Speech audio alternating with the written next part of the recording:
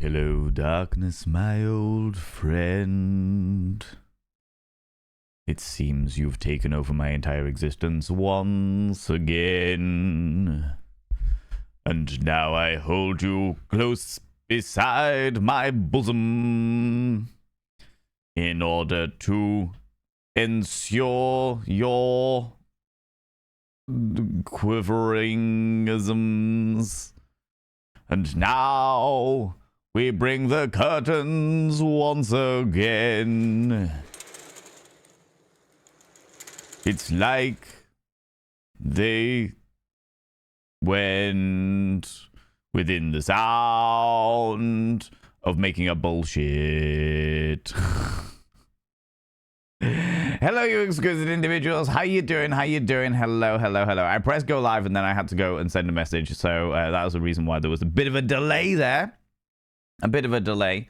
However, we are here now. We are doing well. We're exquisitely beautiful.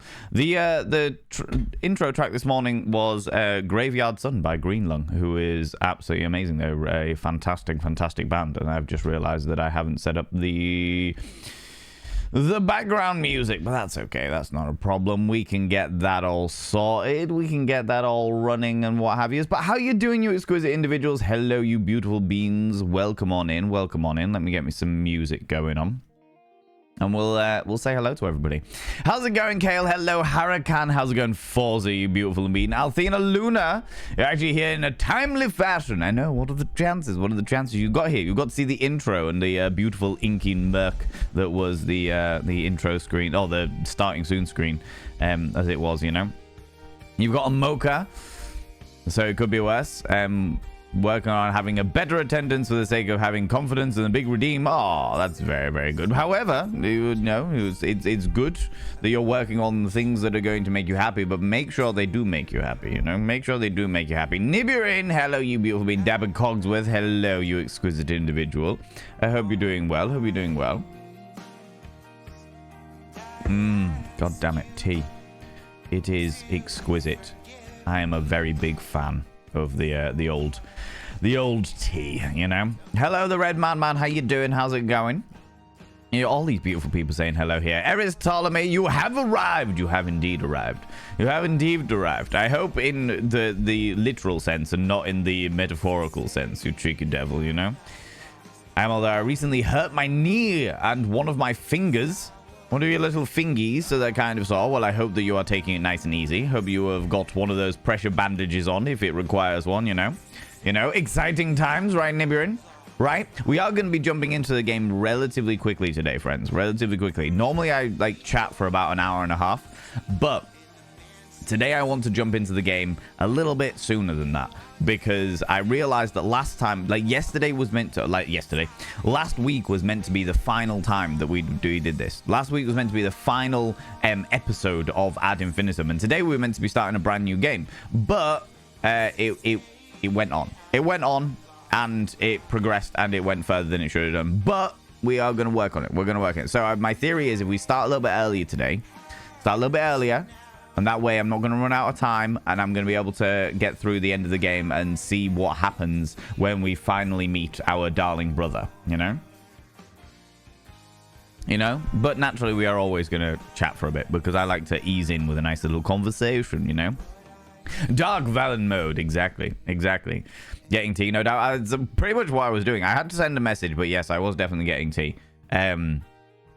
Because unfortunately my WhatsApp's been doing a fucking annoying thing where, so I do a lot of voice messages with people, like voice notes with people, because it's a very easy way to get actual emotion across with what I'm saying. It's not just a text message, it's like a conversation. I am speaking, and there you can get the inflections in my voice. You can understand the emotion behind what I am saying, and I found that it's been very good. It also is a much easier way of communicating with stuff, you know.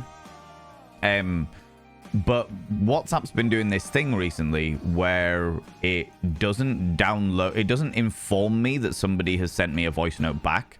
And when I go into WhatsApp, it's like, oh, by the way, you had this and now you have to download it. And I'm like, why? Why not just tell me that it fucking arrived, you absolute pillock? Do you know what I mean? Do you know what I mean? You're in a dark room. Isn't that nightmare? Wasn't that a quote from Nightmare? Classic Chunk? Fucking hell. Old school, that one. You know? Valen's shadow form. Just very... That's... You all of you saw my ego temporarily there. Just very over-encompassing, you know? Purple Bat, how you doing? How's it going? Hurricane, hello. How you doing? Stupedia, how's it going? Well, you're about to quote that song. Darkness imprisoning me. All that I see. Absolute no Valen. I cannot live. I cannot die. I am perpetually a state of arousal. Yeah. That's the way it all works, right? That's the way it works. You know? Welcome to the dark side. We have chocolate. We have delightful amounts of chocolate. This is a fucking dreary song. Jesus Christ. Let's skip that away, please. There we go. There we go. How you doing, you beautiful beans? Thanks for asking. Just whacked them on stuff by accident. I misread that entirely, the Red Madman. I read that entirely. I thought you said I whacked one off by accident. And I was like, excuse me? How does one do that by accident? I suppose wet dreams, you know, that could happen. That could happen. It's not bullshit. It's a fabulous fabricated waffle. I am very good at the waffling. Dapper Cogsworth, you've known me for a fair while now. I am very good at the waffling, you know. Not dead just yet. Hello, you beautiful bean. I'm about to have some delicious breakfast. Delightful. Mom kind of owes me after she accidentally threw away my Pop-Tart box, even though it had some in there. Oh, the scandal. The preposterousness. I had crumpets for breakfast today. Somebody mentioned crumpets the other day. Oh, they mentioned about tea and crumpets. About having tea and crumpets with the god of death or something like that. And I was like, oh my god, I now want crumpets. So I had crumpets for breakfast. They were delicious. Absolutely delicious. They were wonderful. Made me feel very British, you know? Very British indeed. Doing better mentally. I'm very glad to hear it. Very, very glad to hear it. One step at a time, everybody, you know? More tea and kisses for my darling Steffels. I suspect an expensive bratty redeem will make me happy.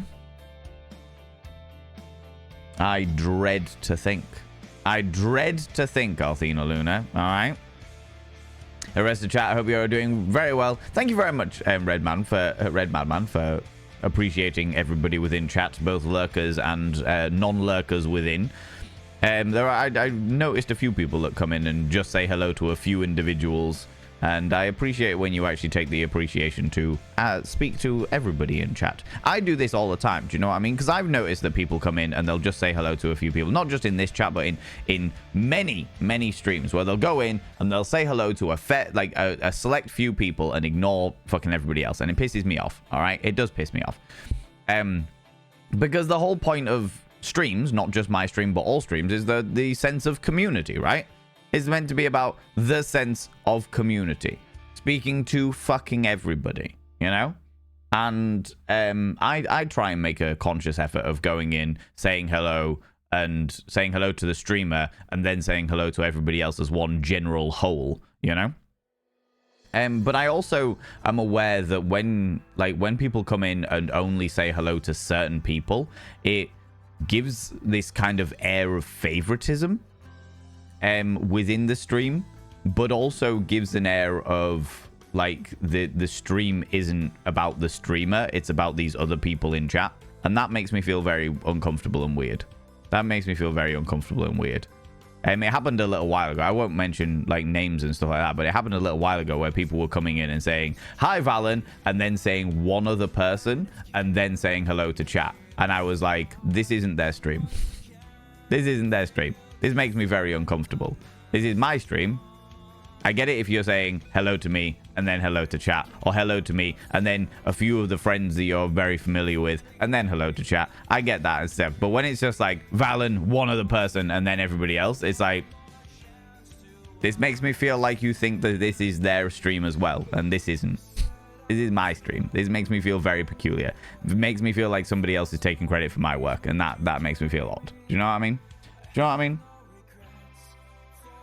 So I appreciate you, Red Man, for saying hello to everybody in chat. I do appreciate it. And all of you people that come in and say happy time zone to all, like Detectors just done there. I appreciate you all. I appreciate you all, you glorious beings, you know?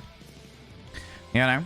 You say hello, you fabulous people. I appreciate it. Honestly, I am not pointing fingers. I am not pointing fingers by any stretch of the imagination. I'm just openly stating these are things that make me uncomfortable. These are things that don't make me uncomfortable. And the idea of cultivating a good, glorious, wholesome, supportive community means acceptance for all, not just individuals, you know? You know? You know? Ease with the conversation lubrication. You know it. You know it, Dapper Cogsworth. I fucking love your language. The way you use your vocabulary is fantastic, you know? Yeah, I know. You're in a dark room. From the dark room, the rubber truck. Oh, could you imagine? Yeah. No, I'm not going to take his brand, Kale. Could you imagine? You're in a dark room. It's like, no, don't do it. Don't do it. But there, as you were saying it, though, weirdly, my brain went straight to, you know, the skeletons. Down in a dark, dark town, there was a dark, dark street. Down the dark, dark street, there was a dark, dark house. In the dark, dark house, there was some dark, dark stairs. Down the dark, dark stairs, 3 skeletons lived. Big skeleton. Hello. Little skeleton. Hello. And dog skeleton. Woof. Fucking hell. You're taking me right down some weird old nostalgia there, Kale. Jesus Christ. You doing well, Alec? How you doing, you beautiful bean? Finally caught you at the start of the stream. You did indeed. You did indeed. I need to get a maybe that can be like That's an idea. That's an idea. Let me write that down. Let me write that down.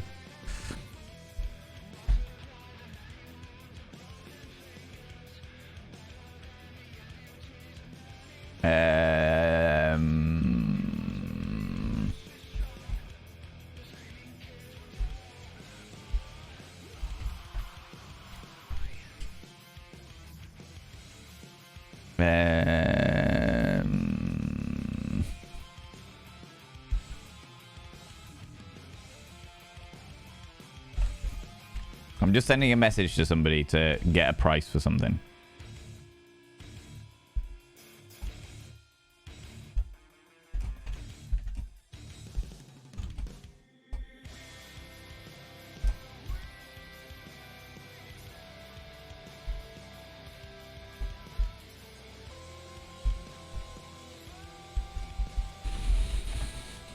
There we go. Sometimes these things happen, friends. Sometimes, as many of you will know, most of you will fucking know me by now in the regards the way that I work. Sometimes a flare of inspiration sparks off in my brain, and I'm like, shit, I need to do something with this now, otherwise that inspiration is going to disappear. And when it disappears, I will forget about it for all time. So, like, literally, as we were talking here, and we talked about the intro of the track and the beginning of the stream and stuff like that. Something very at the back of my mind just went, boom, hello. Be aware of this concept. This is a flare of inspiration that maybe you could actually pay attention to for a second. And I'm like, oh shit, I need to pay attention to this. And I need to do the thing, type it down so that I don't forget about it. And then while I'm at it, I'll quickly drop a message to the person that could assist me with this, you know? You know? How you doing, Alec? How's it going? Finally caught the start of the stream. Yeah, exactly. It was beautiful. Beautiful. I love it when people are here at the beginning. There was a period of time a while ago where we had people. In fact, you know what? I'd like to say it's a period of time, but it's come back again. It's come back again. Where people are actually getting into the stream before the stream even starts and saying hello to each other. And that's wild to me. That's fucking... I will be forever grateful for that. Because there are a couple of streams that I've done that with where I'm like, I really want to be in there from the fucking beginning. So I'll go in and I'll say hi to people before the stream even starts. And I just it's kind of that weird sort of thing where you sort of group in together and you sort of say, have a little conversation. And they're like, oh, look, here it goes. Starting again. Let's go. Cinema time, you know. You know? That was one of the funniest things you've ever said. It was hilarious. Which bit? What was I saying, Red Man? Oh my God. Conversations got away from me, naturally, you know. How's it going? I'm doing very, very well. Not dead just yet. I'm doing very, very well. Thank you very much. I've been enjoying just idle creativity. I'm trying to get back in touch with just doing creative stuff for the sake of doing creative stuff. Because I've spent so long, like a good 18 months maybe, doing creative things specifically for my job. And I don't mean like, I was about to say for this community, but I don't mean that. I mean that for like for my job, like the content creation, the event stuff, specifically doing creative things for those specific things, for those specific projects. And unfortunately, those specific projects, they take their toll, and eventually there is a waning to them, a waning of the enjoyment. I still do the creative side of it, but there's a waning to the enjoyment. So what I've been trying to do is go back to doing stuff for the sake of doing stuff, just enjoying being creative for the sake of being creative. And it started a couple of months ago, and actually, do you know what? It's made me feel much happier as a human being. Made me feel much happier as a human being to just be creative for the sake of being creative, you know?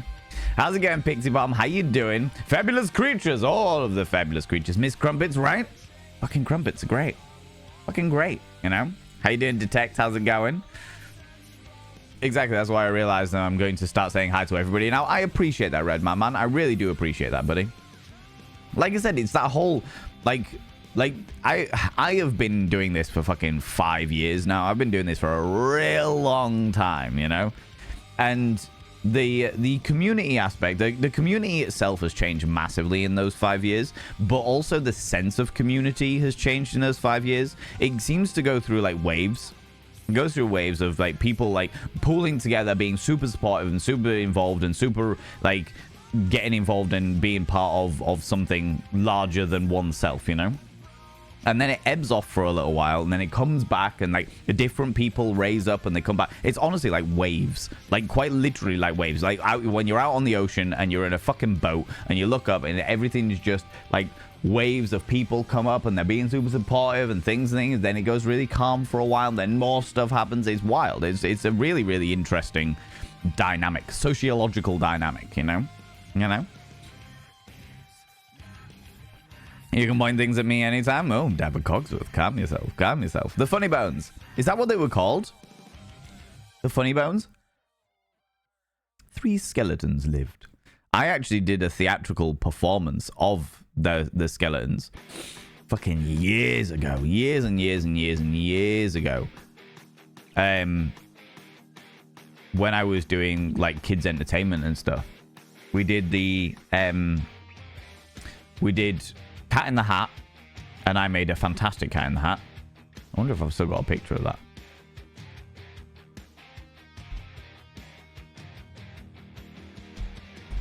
Oh, I wonder if it's on this person's website still.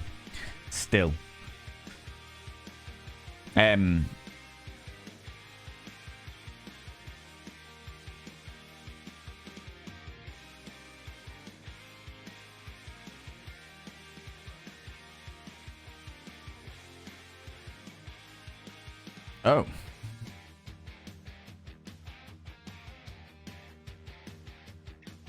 Looks like the company might not be running anymore. Never mind. But yeah, we did the Cat in the Hat, and then we did Funny Bones, and there was me and another guy, and we had like a puppet skeleton dog. And I was Little Skeleton, he was Big Skeleton, and it was a really fun thing to do, to try and be skeletons without being too creepy. You know, which was odd in and of itself. Because it's fun when it's very easy to do it when you are when you're like cartoons and stuff like that. It's very hard to do it when you're an actual human being dressing up as a skeleton. Do you know what I mean? Off to Tesco, Valen, do you want out?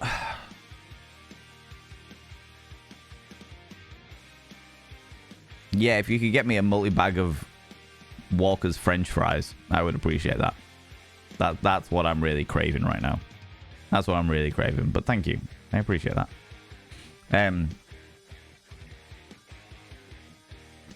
You know. What's next? Rent a Ghost? Grot bags? I mean, what? I've never heard of Rent-A-Ghost or Grot Bags. Were they old TV shows as well? Flee, flee. Oh my lordy, lordy, ladies and gentlemen, and all genders outside and between, delve deep into your pits of popcorn and throw them at the raiders, throw them at these cheeky devils. Look at these people coming in here. I mean, really, could you even imagine who do they think they are? It's Mr. Buttersocks greasing us all up, getting us all greased and thingy. Let me snooze the ads, otherwise all these raiders are just going to get ads like immediately, and I'm not okay with that. I'm not okay with that at all. Thank you very much, Sembar, for the shout out for Mr. Buttersocks. Mr. Buttersocks, how was Yakuza? More Yakuza stuff? More Yakuza-y bits and pieces? How was it? Was it great? Was it wonderful? Was it spectacular? Tell me all about it. So greasy. So greasy. Oh, grease is all up. So greasy. So beautiful and greasy. My God. Oh, God damn it. Welcome on in, all you beautiful individuals. Friends, if you're new here, 2 things you need to know about this channel. 1, you're not allowed to apologize. For power individuals. Instead of saying sorry, try saying thank you. Instead of saying sorry, I'm late, say thanks for waiting. Instead of saying sorry, I'm such a burden, say thanks for being there for me. It'll make you a much more positive individual. 2, if you're under the age of 18, I have to ask you to leave. I've got to ask you to leave, for I am a colossal filth wizard and don't be corrupting the ears of the young. I don't think you will be, because you've just been Mr. Buttersocks' stream. But, you know. Friends, if you don't know Mr. Buttersocks, Mr. Buttersocks is a wonderful, wonderful individual. Very, very supportive. Plays a lot of the... has been playing a lot of the Yakuza games for quite a while. Though, it's been a while since you've streamed, has it not? Have I just missed you completely? Or has it been a little while? Did you take a little bit of a downtime from the stream strammeries? Because I have looked out for it.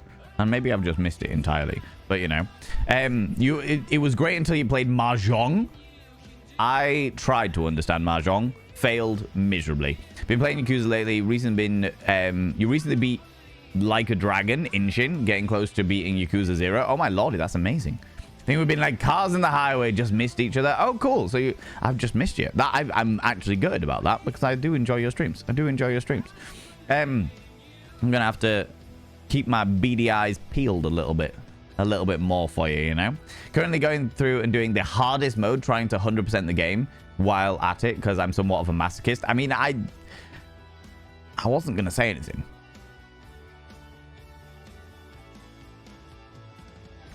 I wasn't going to say anything. Do you know what I mean? But here we are. Mr. Buttersocks, if you need to go off and do your bits and pieces, go grab a snaffly treat, go grab a delightful beverage or what have you, please do so. Please go and look after yourself and what have you. Obviously, if you want to stick around, you're more than welcome to. And that goes for your wonderful community as well. If you've all got bits and pieces, we will be playing a horror game today, friends. I know that horror games are not everybody's cups of tea. So if you need to disappear off when we start doing that, that is equally fair as well. I'm hopefully finishing it today. Oh, I've got such an issue nose. I'm hopefully finishing it today, so we'll see how it all goes. You know. Ad shiny. No, so this game, the reason why I've got the hashtag ad on it is because I legally have to. When you are gifted a game key, for anything, when a company gifts you a game key, you have to put hashtag ad on it. It's one of the new laws that they've brought out in the UK. I know it was been a thing like that in America for a while, but in the UK they've just brought it out. I don't know about Europe. I don't know whether that's changed in Europe, but yeah, like if you are given anything of any kind of value in exchange for if you're gifted anything in exchange for your time for publicity or what have you, you have to put a hashtag ad on it. So somebody gives me when they gave me an Udi, I had to put a hashtag ad. When the wonderful Malingo, who's a member of this community, gifted me with the game that they've been working on, have to put a hashtag ad. I genuinely wish there were more situations where people were actually paying me to play these things. That would take a little bit of a weight off my shoulders, but no, that's very much not the thing that is going on at the moment, unfortunately, you know? Like the IRL mushroom picking stream. The IRL mushroom picking stream is going to happen, Nibirin. It's definitely going to happen. I still have the book. When is Prime Mushroom? Is it now? Foraging time.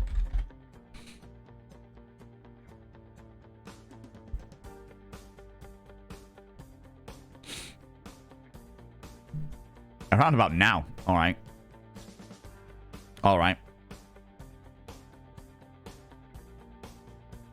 Well, better get that on the go then, hadn't I?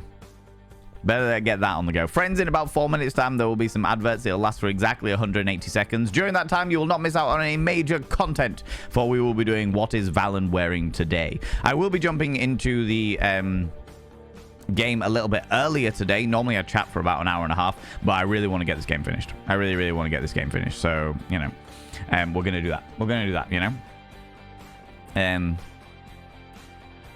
Kale's really on that, greeting everyone throughout. Yeah, Kale greets everybody one by one as they come in, which is delightfully thoughtful of them. Crashing down conversation cul-de-sac. What? What is going on with your alliteration, Dabber Cogsworth? You know what I mean? Being creative for the joy of it. Love that. Yeah, I'm loving it. I'm absolutely loving it. And it's amazing content creation. Thank you very much. To be fair, you haven't even, like, none of you have seen my secret shit. I've got a secret project. I got a secret project that is going on in the background. And it's already out in the world and nobody knows about it. And it's really interesting. It's genuinely, genuinely interesting from my point of view as a content creator to start something new and have nobody know about it. Like, I literally haven't... I've told like 3 people and... like, they don't know. Nobody knows about it. So it's really interesting to see what it's like creating content and pushing it out into the world with no association to me, starting from scratch, starting literally from the fucking earth, from the ground upwards, and watching it grow and how hard it grows without any... how hard it is to grow something without any, like, prior reputation. Without any prior reputation, you know what I mean? Like I'm literally starting it like nobody knows. It's fucking weird. It's really fucking weird being like, cool, how do I publicize this without publicizing it myself? You know, it's really great. It's fucking great. I love it. I love it. I love it purely from a social construct dynamic. I don't know, like a social experiment, almost content creation experiment. How to grow something without any knowledge of it, you know? It's great. You know, Secret of Image creation is underway, and remember what when it turns up, you rolled it. Okay. I'm trying to organize that date. Well, I've penciled in a date. We're just trying to organize it, see if McSteffels can be here. I know that the whole thing will be run by Jam Jar Brain, but if McSteffels can be here, I would rather that, because I have no doubt that you people will involve her in the shenanigans. You know. By the way, you look absolutely amazing today. Thank you very much. I appreciate that. I'm doing well today. I'm feeling good. You know. How to be a funny skeleton in real life than it is on cartoon. Oh god, yes.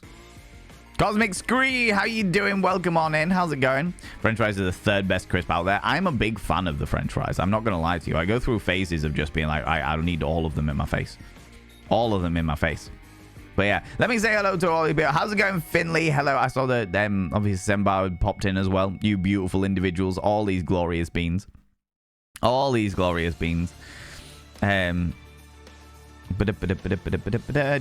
Joy, how you doing, you beautiful individual? Loved Rent-A-Ghost and Grot Bags was Roy Hood and an emu thing. Oh no, I don't recognize that one. I don't recognize that one. That wasn't definitely not one that I watched when I was a wee kiddie winkle. There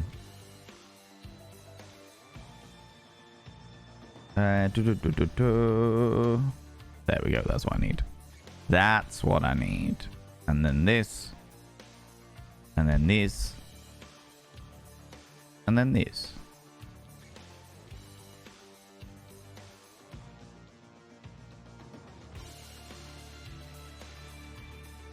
Friends, darlings, chums, happy-go-lucky scamps. The advertisement is upon us. Which means, of course, it is time for...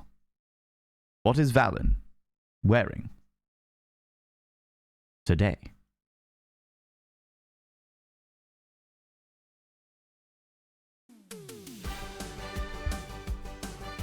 That's very quiet. There we go.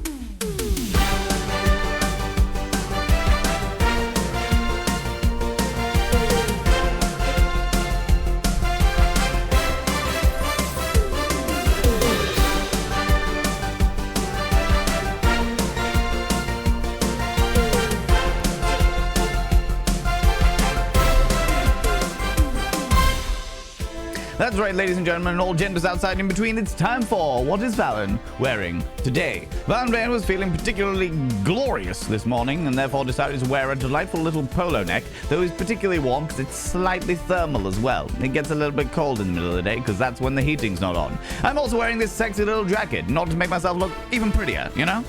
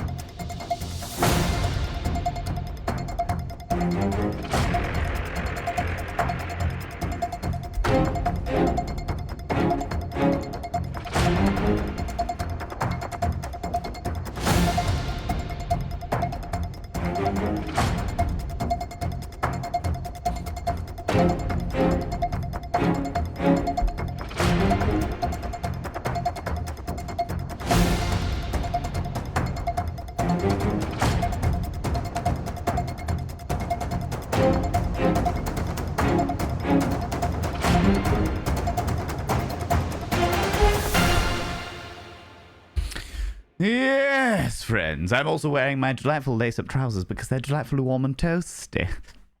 One of those wonderful little warm and toasty scenarios, you know, feeling good, feeling wonderful, feeling spectacular.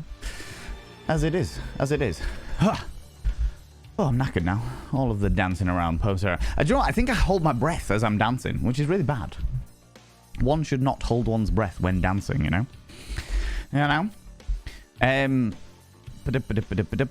Buttery popcorn. I love the buttery popcorn. That's all right, Senpai. You lurk away, you beautiful bean. It's definitely, I understand. It's not a game that might be tickling one's fancy. I understand, you know? But yeah, I have actually been really having fun, Senpai. Like, I fucking love this game. I realize it's not everybody's cup of tea, but I love a good horror game, and this horror game is fucking great. It is really, really good. I've been playing the Yakuza. You've been playing Yakuza as well, right, Batman? Yeah? We've been beat the new Like a Dragon issue. We're getting close to beating Yakuza 0 as well, yeah? Currently going through and doing the hardest mode. Oh, yeah, I read those things. We're all good. I think Mahjong is pretty much like matching pieces, and you have to try and get rid of as many as you can. Yeah, Mahjong is... Mahjong, what a description, Dapper Cogsworth. Mahjong is dominoes in drag. It's quite a wild one because they've got like layers and layers and layers of different tiles and stuff. I find it very interesting. I find it very, very interesting. It was one of those ones that I tried to get into when games didn't really exist on the computer and everyone was playing solitaire and shit. That was when I was desperately trying to get into it and failed miserably because I had no idea what the fuck I was doing. No idea what the fuck I was doing. It's really good. I was really terrified of the final boss. I'm not going to say anything to avoid spoilers if you haven't played it, but yeah, it's really good. Can't wait for Gaiden, which is, I think, comes out tonight at midnight. Ooh, lordy. Oh, no, new games coming out tonight. Interesting. Gonna make more Mocha. My coffee pot is tiny, otherwise I'd offer a share. No, that's all right. That's okay. You make one for yourself. You indulge, you know what I mean? It was a play on ADHD. Oh, Pixie Bomb. AD, ooh, something shiny. I get it. Yeah, the context was happily lost on that one. Fucking no idea. So far over my head, it was in orbit, Pixie Bomb. How's it getting on, Miss Blackfire? Hello, you beautiful individual. It's a duvet day for the weather is yucky. The weather is definitely yucky. The weather is definitely yucky. It is not a pleasant day at all, by any stretch of the imagination. Yeah, we walked into the bathroom this morning to find that one of my radiators has been leaking. So one of my tasks over the next couple of days is to fix that. Should be an all right one. It should be just a case of tightening some bits and pieces up. So I'm hoping that we can get it all sorted and I don't have to have a new fucking radiator, because that would be really annoying. Touch all of the wood. Touch all of the wood, crossing all of the fingers. I can cross all of my fingers. Look like a Teenage Mutant Ninja Turtle. God damn it. Talking about the need to suddenly do things and inspiration strikes. Yeah. No, I get you. I get you, Pixie Bomb. Yeah. On a personal note, I have really distaste for identifying potential sexual partners. Ooh, what? By their hair height, and especially resent the notion that any human is available from the shop. Sums up images of people being pieces of meat available for purchase. That said, I am ill and short-tempered.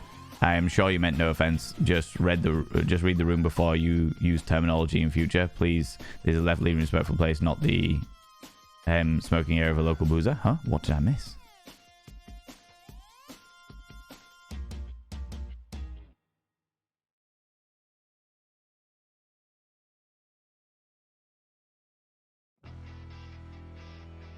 I missed something there.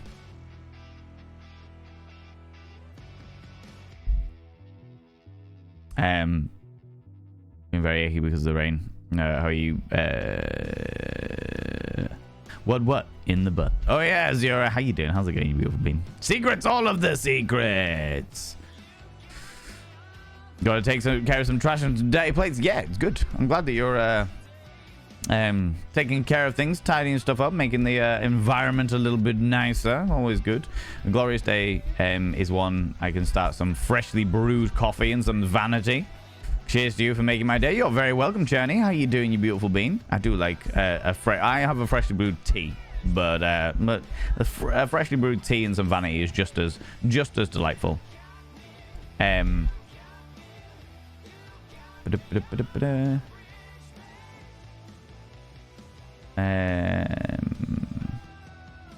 Just to bribe Chunk and Steph. Trying to get all my secrets there.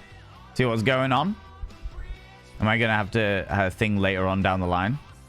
Where I'm like, wait, I think I know this guy. Do you know what, Buttersocks? It might do. You might well do. I feel like in regards to my secret projects, I feel like I've disguised them relatively well. However, it's been made, cleared up. No worries, Dapper Cogsworth. Thank you very much. There is I have absolutely no doubt that there will be situations where people will eventually find it or not find it, depending on what they're into, because it's very different from any other kind of content that I make. So I don't know whether people will ever find it, you know? I don't know whether it'll ever even fall into other people's like categories or algorithms or what have you. But there may well be times where people actually just turn around and are just like, hold on a minute. I recognize this.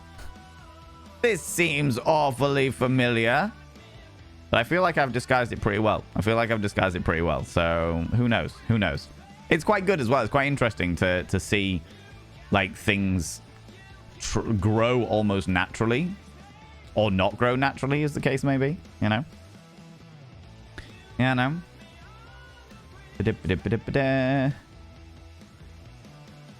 All good, yep. How's it going, Jenna Miss Joy? How you doing, you beautiful bean? Very ill and tetchy. Need to get to the shop and interact with the outside world. Ugh, how tedious and annoying. Chunk is very, very ill today.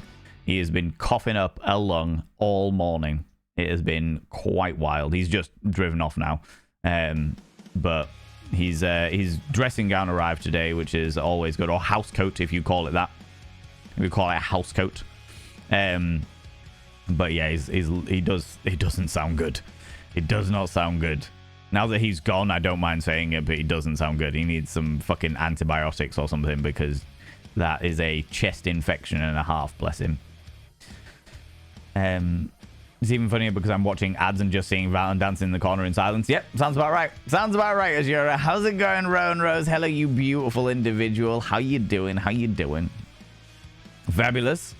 Over 7 dance mode, my favorite. Yeah, the only way to do it. Brookie Cookie Frog, how you doing? How's it going?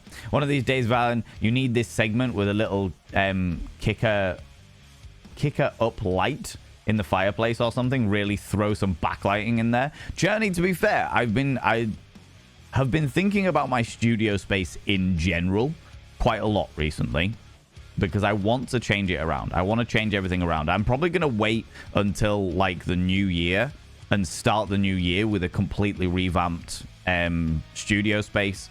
And I really want to play with some of the lighting around that as well. So quite possibly, I will do that. Do you know what I mean? Aren't you a professional? What are you doing holding your breath while dancing? Do you know what? It's completely subconscious. If I do, I'm going to have to pay attention to it next time, all right? I'm going to have to pay attention to it next time, because I don't think I do, but then I always end up being really out of breath once I sit down again. And I'm like, is it because I'm actually hugely unfit? Which I don't think it is. Or is it because I'm holding my breath while I'm dancing? Which is really bad. Which is really, really bad, you know? Touching wood on cameras against TOS? That is right. Tell me about it, right? Council agree with my complaint. I made a complaint about someone rushing through... Oh, I'm glad you're okay, a non-binary. I'm glad you're okay, buddy. Just as a thing, just as a little thing, MB, just thinking, can you come in and say hello? Oh, unless you did say it. You might have said hello beforehand and I just missed it. But friends, can we make sure we come in and say hi before just launching into statements, okay? You did? Fantastic. In which case, I take it back, non-binary. Thanks very much for doing that. I appreciate it. I evidently just missed it, in which case that is 100% my bad. 100% my bad, friend. It's all been cleared up. Watch some off-the-cuff shit. Now weird, or generally not my usual, but I watch while paying attention. Oh, well, you know, who knows? Who knows? Maybe you'll find me. Maybe you'll find me. It's the Dean. How you doing, you beautiful bean? How's it going? Alec Wallace, how's it going?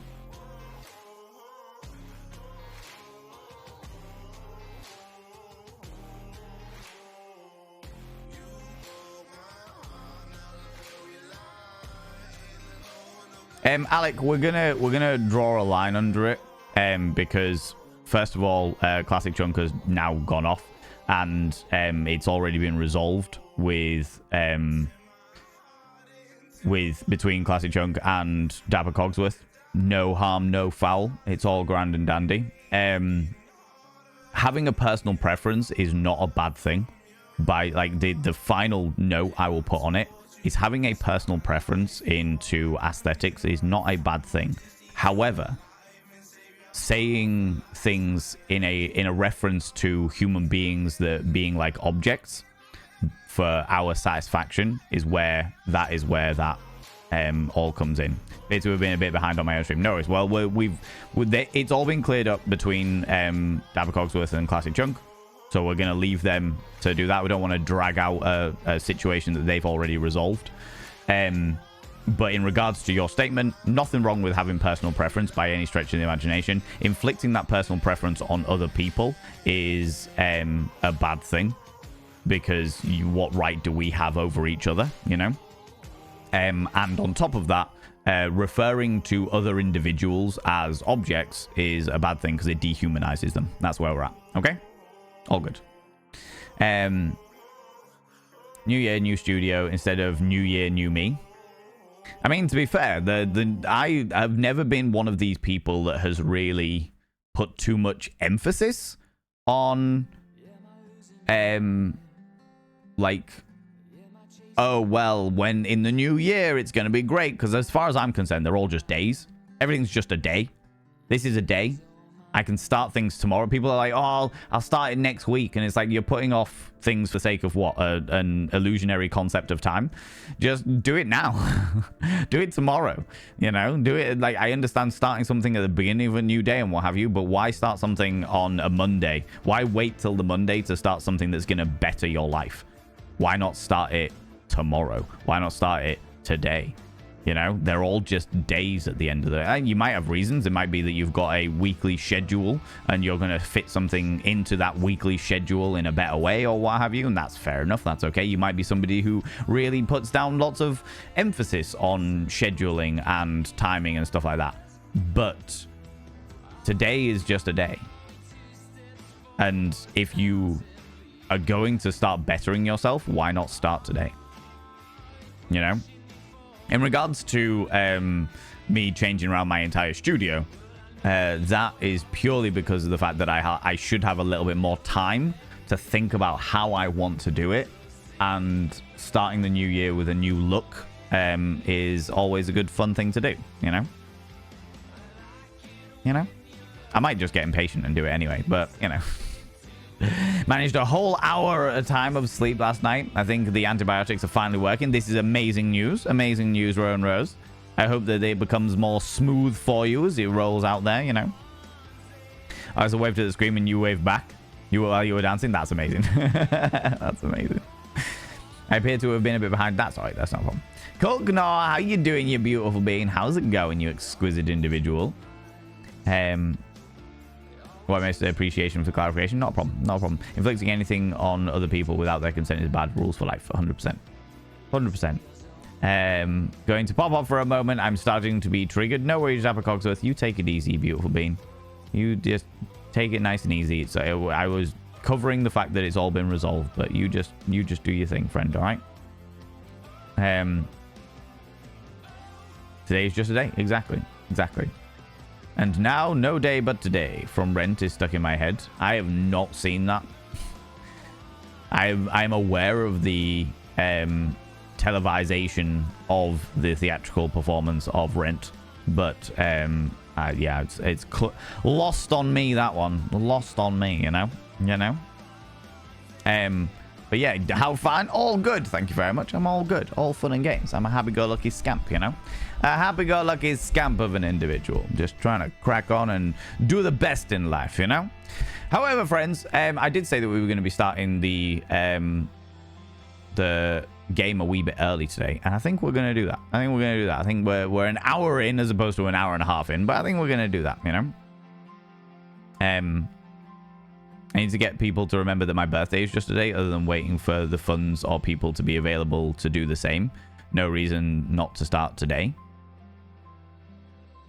Yes. I mean, I use birthdays as any excuse to any excuse to celebrate. You know what I mean? Any excuse to have a fucking shindig. I am all about it, you know?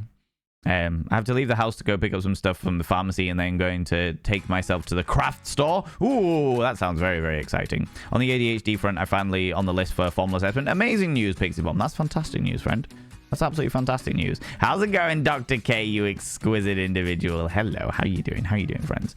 Friends, what I'm going to do is I'm going to go get up, visit the urination station a little bit early. I've had too many cups of tea today and I really need to pee.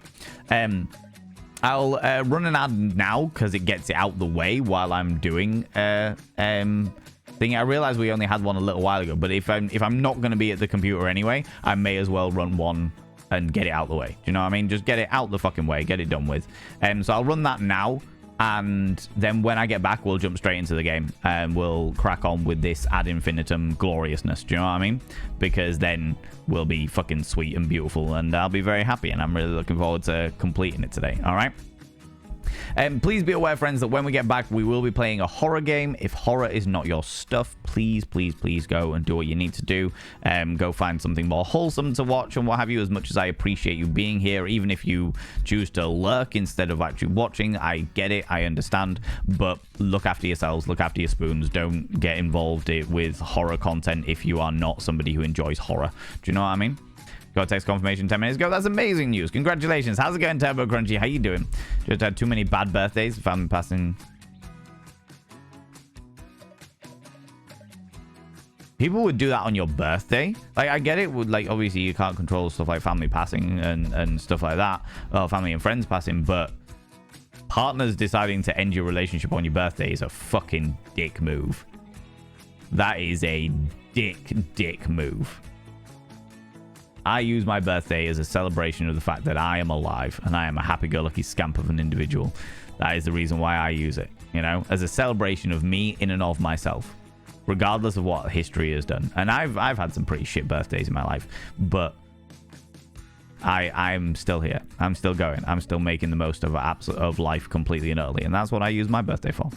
That's what I use my birthday for. Anyway, friends, get up, have a stretch your eyes, look at something in the distance, then look back again. Grab some kind of beverage, hot, colder if the time is permitting. Flamboyant as fuck. Flamboyant as fuck. Don't forget to take your meds if you haven't done already. Take them now. Take them now. Take them now. Take them now. You know.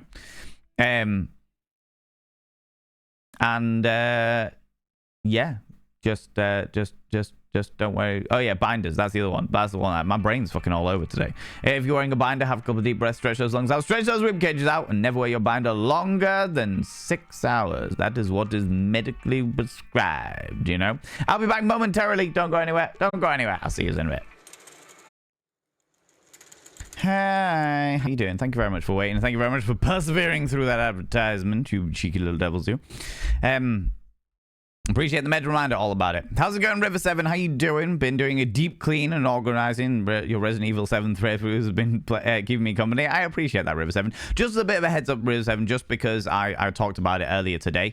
When you come in and say hi to everybody, like, I find it quite weird when people come in and say hi to me and then one other person and then everybody else, because it makes me feel like I am like I'm sharing my stream with that person.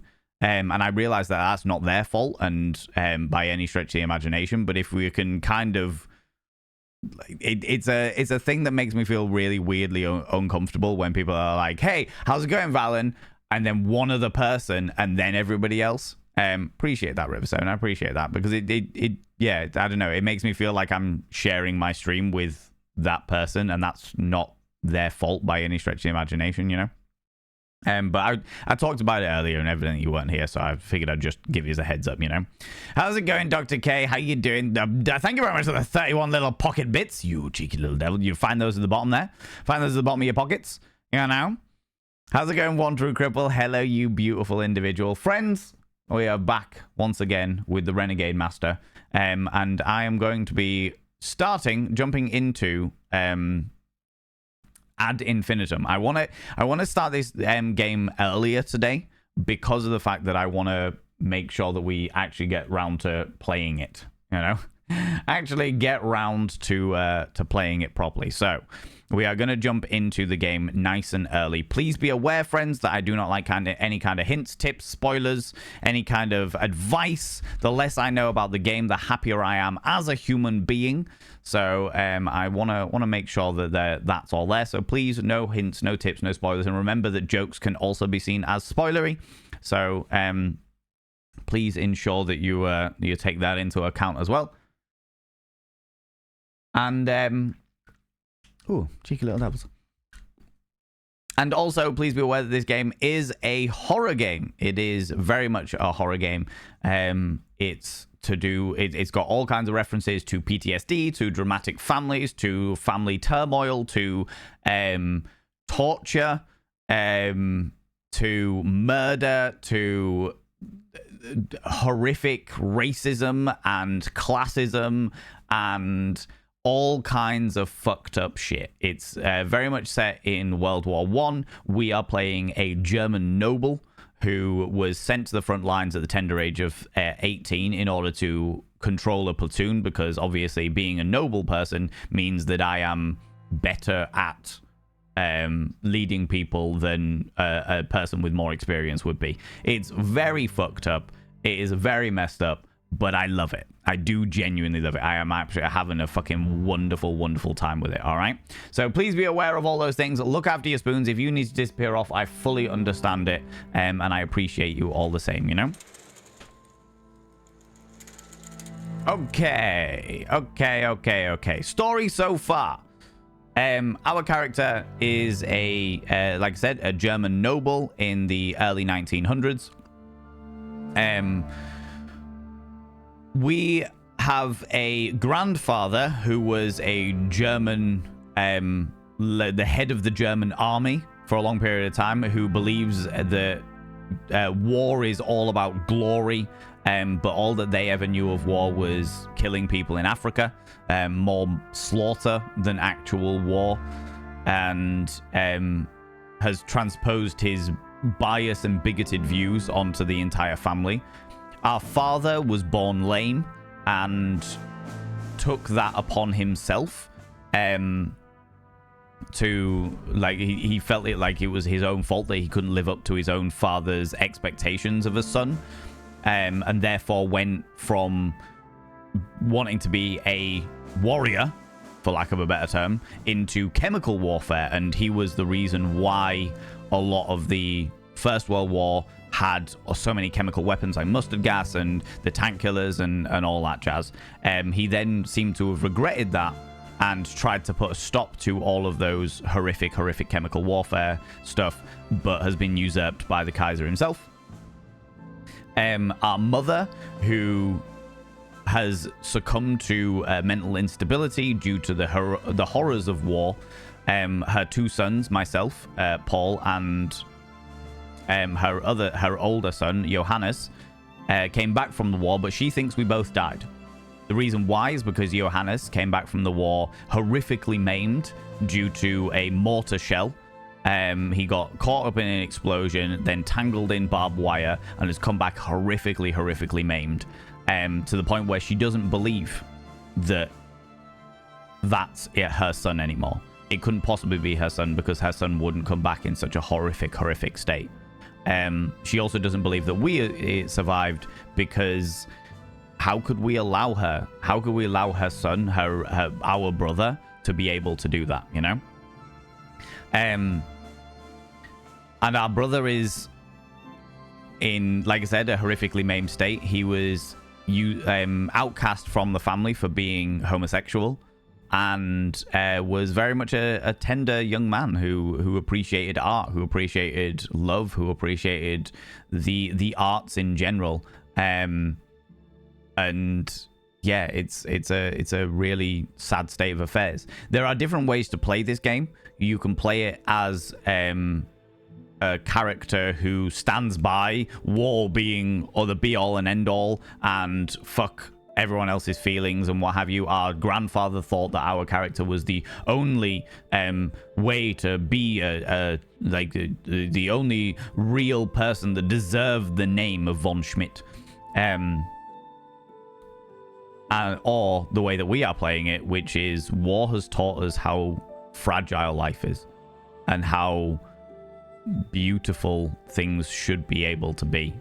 And as a result, that's the way we're playing it. We have consoled our mother, who manifested themselves as the mother of sorrows in chapter 1.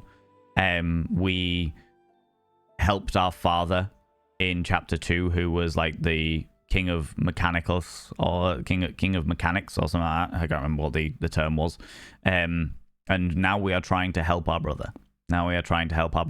This game does have two parts to it. There's like the part in the mansion where we are exploring the mansion, this horrible dilapidated mansion, because obviously German nobility has gone down the fucking pan. And the flashbacks, which are in the trenches. At the moment, we have flashbacked into the trenches, and the trenches are filled with horrific monsters that are manifestations of all of the horrors of war. The Mother of Sorrows was a manifestation of all of the mothers that lost their children in the First World War. There was a creature that was charging, that was the Rage of War, which was like a charging three-headed horse skeleton corpse creature. The Mechanicus, I say that like it's the fucking 40k. The Father of Mechanics, which was like a manifestation of all of the industry of war, all of the jobs that it brought around, but also the horrific tanks and chemicals and machines of war that create so much death. We have just discovered a whole load of the super soldiers, which are soldiers that were sent to the hospitals to be replaced, have their parts replaced with anything that got blown off, they got replaced. And then the horrors of the hospitals and trying to deal with these patients, trying to deal with their mental instabilities, and then cutting off their limbs for the sake of cutting off their limbs to make them into more compliant soldiers is really, really fucked up. We haven't met our brother yet, but we saw a creature that had wings for arms that looked horribly deformed, and I think that might be the equivalent of our brother, because our brother was obsessed with pigeons. He kept like homing pigeons and stuff like that before our dad took the homing pigeons to experiment his chemicals on, you know. Thank you very much, Aristotle. I appreciate that for all the triggers. There you go. Psychological horror, homophobia, classism, racism, monsters, family drama, various forms of abuse, scary scenes, PTSD, blood, gore, chemical warfare. 100%. Confirming taking better care of myself than I usually do. I'm glad to hear it. I'm glad to hear it, River7. I'm glad to hear you taking the time for yourself. All right. Right, let's jump in, friends. Back to the trenches. Back to the trenches. If it'll, well, when it loads. when it's loaded, you know. So the last we left it, we were in like a swampy underground flooded tunnel that was filled with these super soldier representations, you know. Lurk away, one trickable, you beautiful being, you know. It was giving Captain America, but with an even worse Hydra. Yeah, it was a really fucked up scenario. Okay. Here we go. So that's right, we ended up down in the...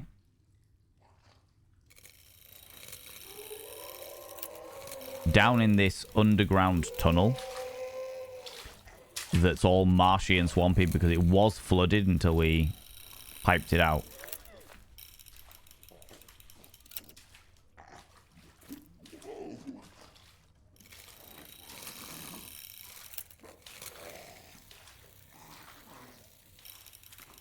We've got a torch, which is like a rotary torch.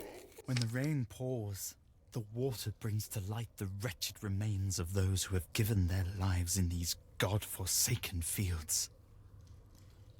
Normally, I love the scent of fresh rain as it falls on the ground.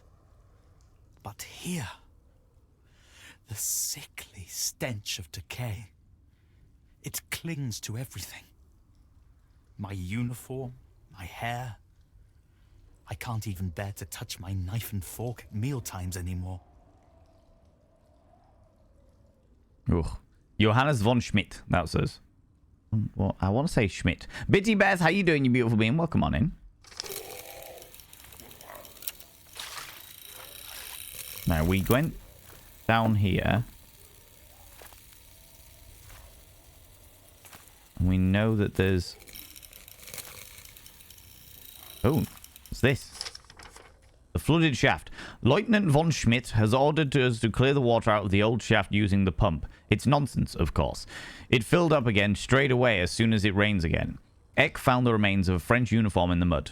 They must have died down there before this godforsaken patch of land fell into our hands. If the lieutenant keeps us slogging away like this with hardly anything to eat, it won't be long before the mud takes us too. K-licht.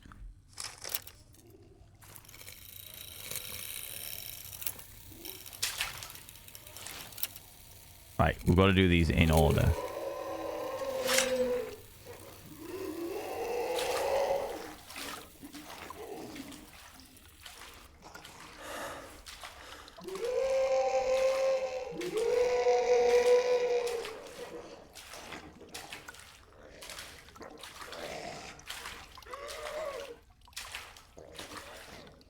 I'm just waiting. Because that sounds like it's getting closer.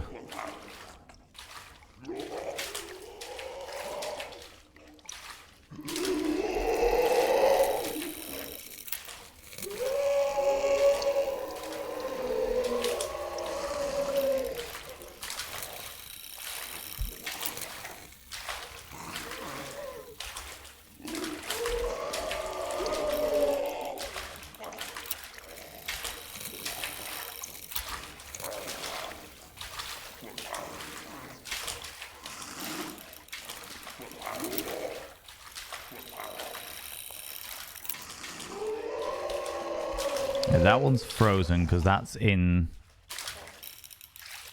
under one of the lights.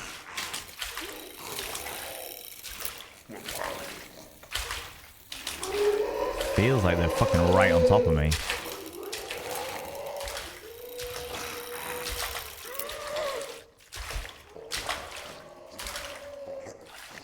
If I can get them under the lights, do they freeze?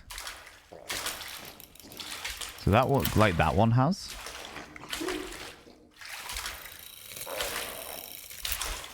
You had foot surgery? I hope you're okay.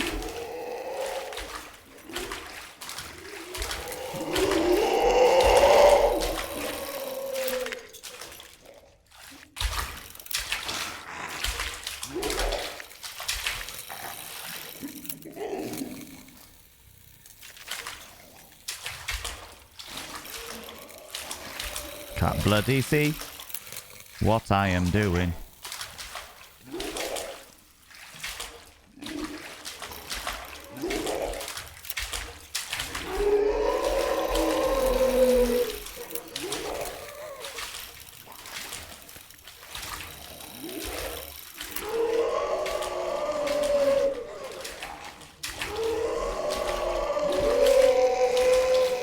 Now, you come in this way, you're not going to be able to get past that light, presumably. Experimentation time.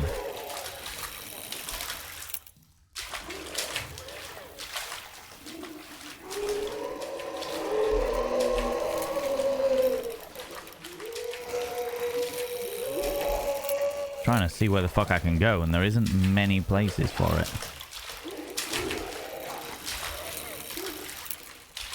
Okay, so I can go around here.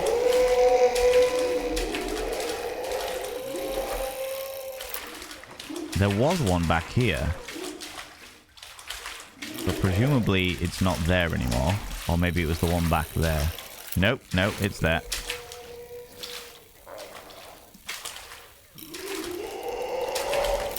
Can I get it back here?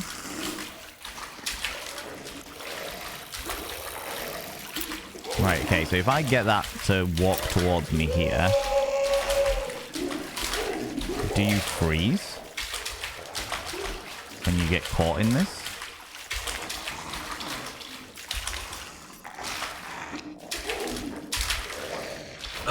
Nope, apparently not.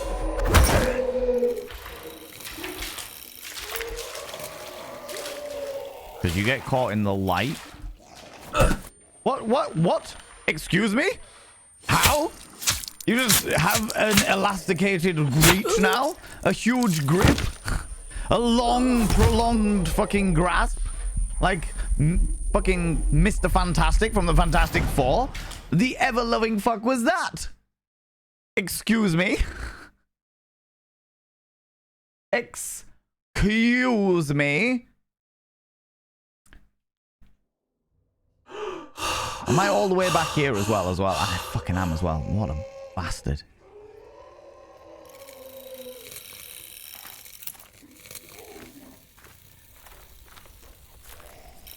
So fucking far back.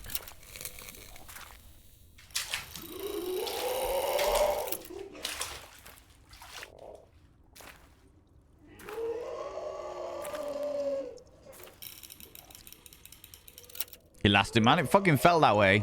Elizana. Excuse me, right? Completely fucking rude. Blaze Winterborn, how you doing? Exaggerated length. Fucking felt that way. No, this is not the way I need to go because that's where I came in. This is frustrating.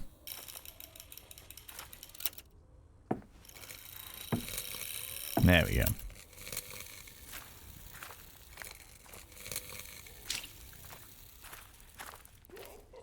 Get around here again.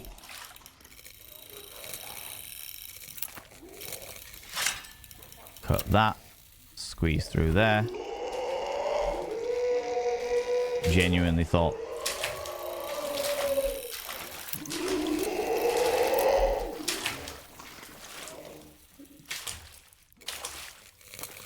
Right, so this has made you freeze. But it hasn't made anything else freeze. So we're going around here.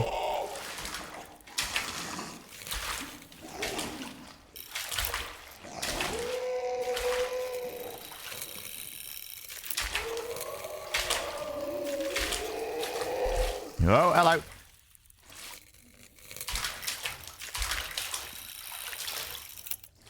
How do I get you?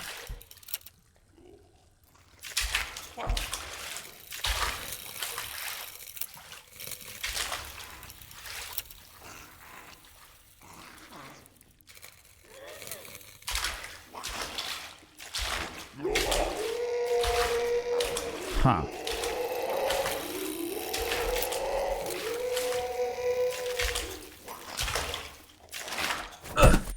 You got me through the bed? Excuse me?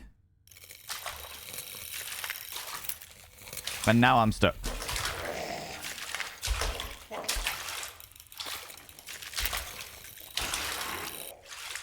No, I'm fucking dead. That was a piss take. It seems like they might be they might reset their positions and just randomize their positions every single time we go through it.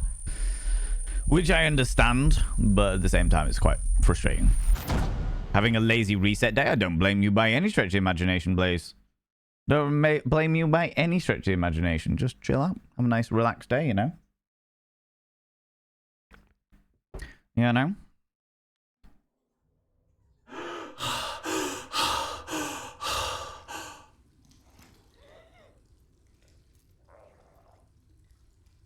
Right.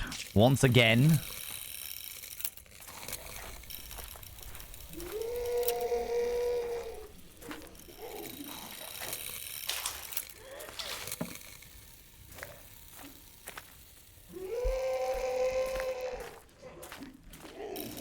We go down here. Snip, snip. Crawl under. Push through.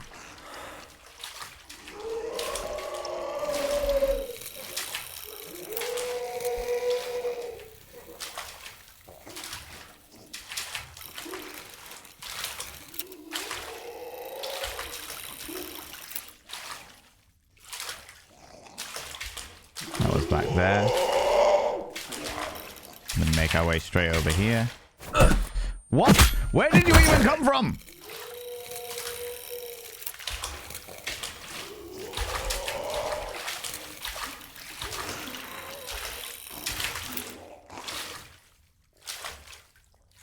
Oh, fuck off.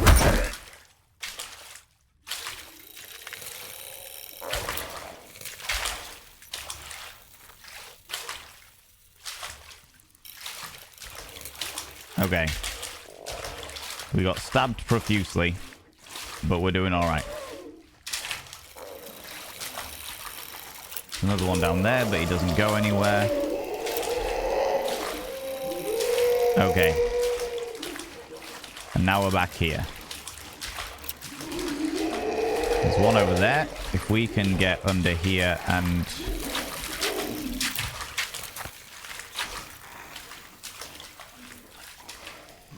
No, fuck it. How do we get past him?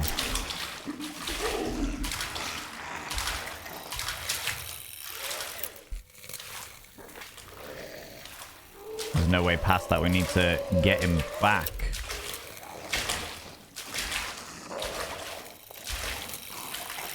No, I still can't get past him.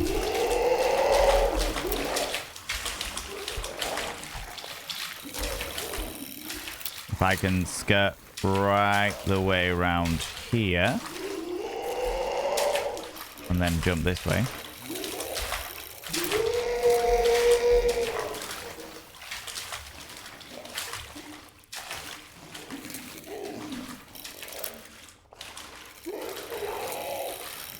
So this isn't the way then.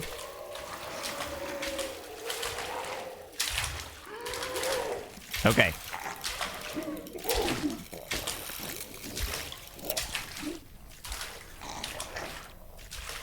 Okay. Oh, right. Taking a fucking moment over here.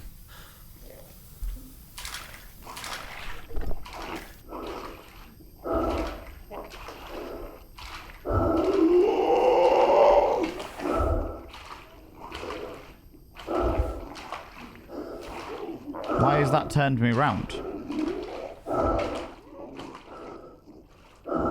Just turn me around and I can't get anywhere.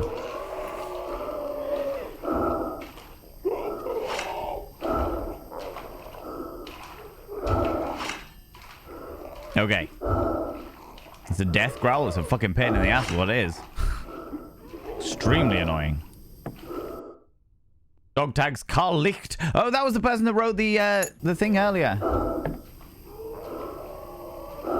More dog tags. Camille Yeve. Food theft. Oh my lordy. Death metal growl. Reminds me of the creature from... Oh, fuck. What was it called? Creep? The horror movie Creep? The shittest horror movie that I think I've ever seen. The Thing, not quite Mr. Psychic, not quite. I was like, there's the movie called Creep, which is like set in the London Underground, and it's like people get locked in the London Underground, and something is stalking them, and it's shit. It's so fucking shit. It's like literally someone going bah, bah, and it's just like this whole scenario.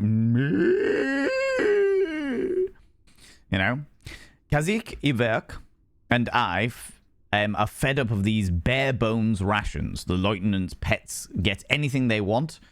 We're going to sneak in and grab what we've earned. Schnapps, brandy, tobacco. We'll stash our loot in the old shaft. No one dares go down there. We're not scared of anything anymore. Not the lieutenant, nor the shaft. It'll all be over soon anyway. Or the end of Invasion of the Boy. Do you know, I haven't seen it. I haven't seen that.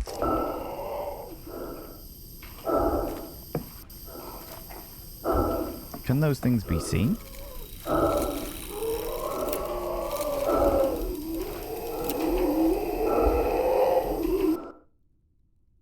Florian Hugar.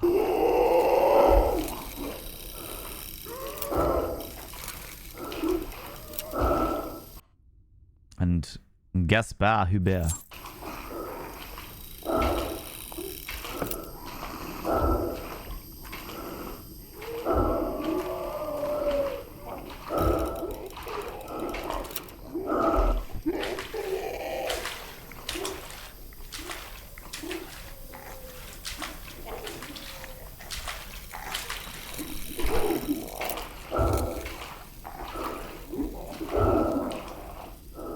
Can get over here a little bit.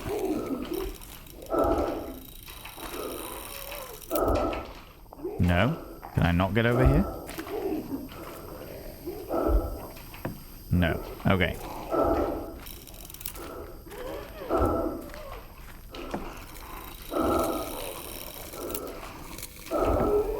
Alright then. We will go down the alley of death with these gas masky bits.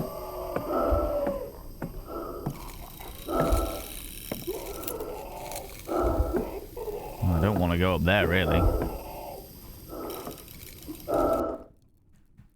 Joseph Kaplan Poiters. They all of these dog tags, by the way, are actually names of people that died in the First World War.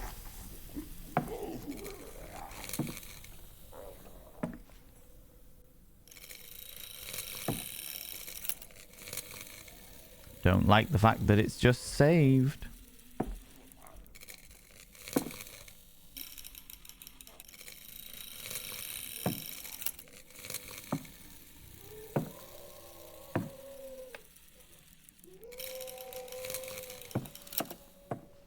Right, let's see if we can get in here. We can't. East.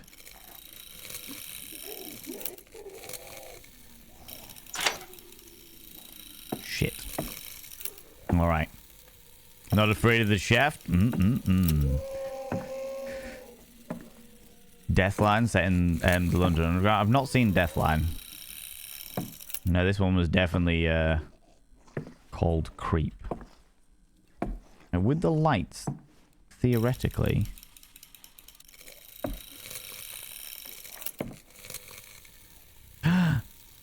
Wait. These were the bunks from before.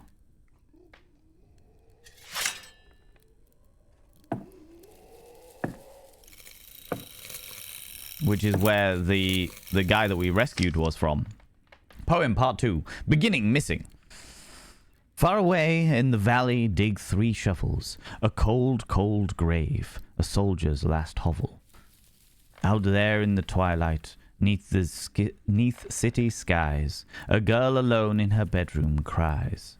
A red flower alone in the woods blooms. It is said, soon, very soon, I'll be dead, all too dead. Aww.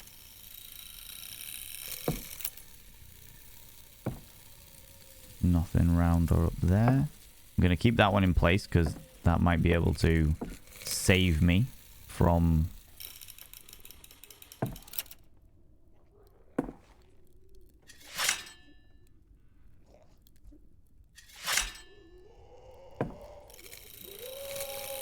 I'm aware that there's a good possibility.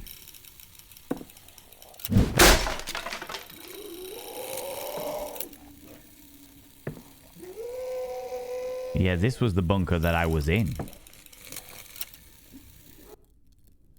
Kalnay.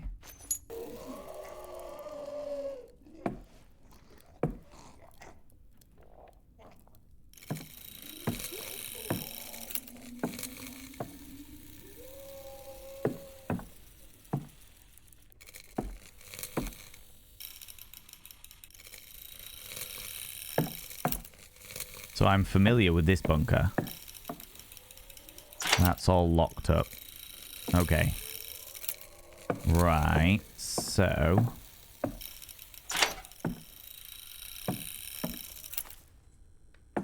Sounds like these creatures have infested the bunker, though.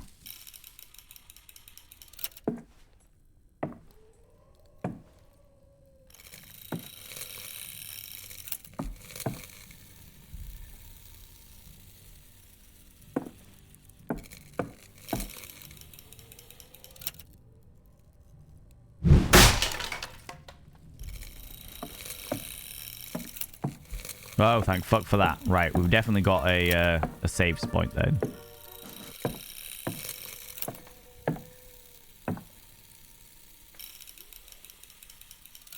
Okay, so that's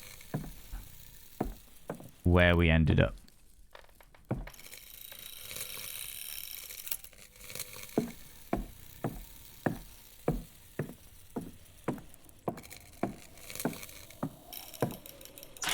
And that's all locked up as well.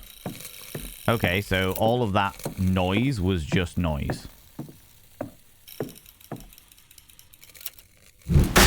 Jazzagal, how you doing? How's it going? List of records. List of shellac records. Robert Schumann. Blah, blah, blah, blah, blah, blah, blah. Lots of records. Okay.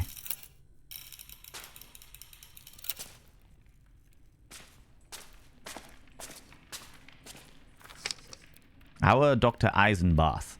The new lieutenant asked Unterofficer Eingard and I to sing a song for our friend Dr. Wiedmann. Dr. Weidman, even. We were only too happy to oblige. We always up for a bit of fun. We sang the old classic about Dr. Eisenbarth and his crackpot operations. The doctor didn't seem to appreciate it, but His Highness the Lieutenant gave us a couple of extra rations for of finest beer for our efforts. It doesn't get much better than that. I rest missing. So, evidently, my character, was a bit of a dick.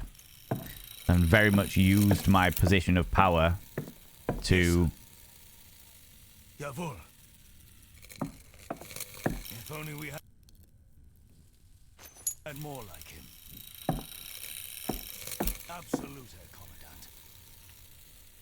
Yes, he's officer material, all right. The perfect fit for my flight squadron. You can count on me, sir. Jawohl, Herr Commandant.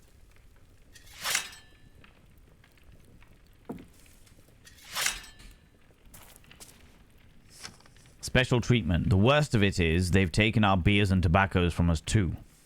So why did I see From and Eidgard drinking earlier? His Lordship Lieutenant von Schmidt is giving his pets special treatment. God, I hate him. I'm not surprised. I'm not surprised.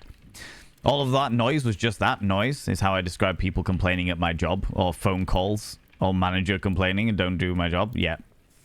I get that.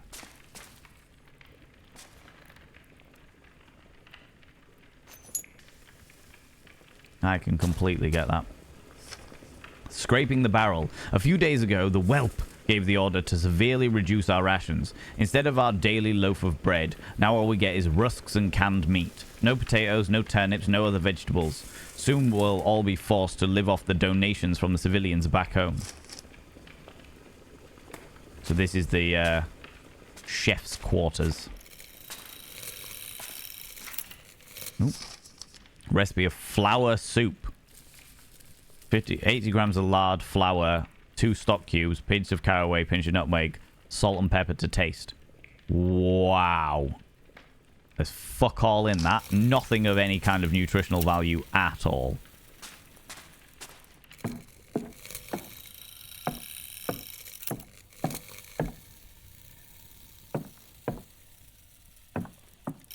Ah, there you are, soldier. I knew I could count on you. Even though you failed to stop that fiendish saboteur. But we don't need weapons to get the job done, do we? At ease, soldier. Your reliability and ambition are exemplary. I managed to get through to Supreme Army Command. However, I'm afraid I have some bad news. We are on our own out here. Deserters and traitors back home are trying to drive a dagger into our backs. They want to force the Kaiser and the Supreme Army Command to surrender. Cowards. They have no idea what things are like out here on the front. We are being overrun. Perhaps they are even responsible for these freaks of nature that plague our trenches. They want to hold us back.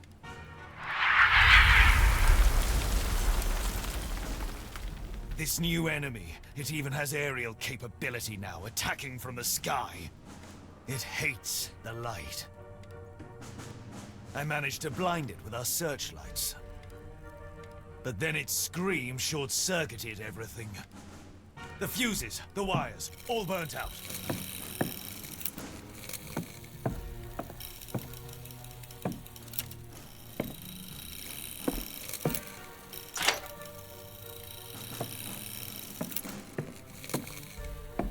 This enemy knows no mercy.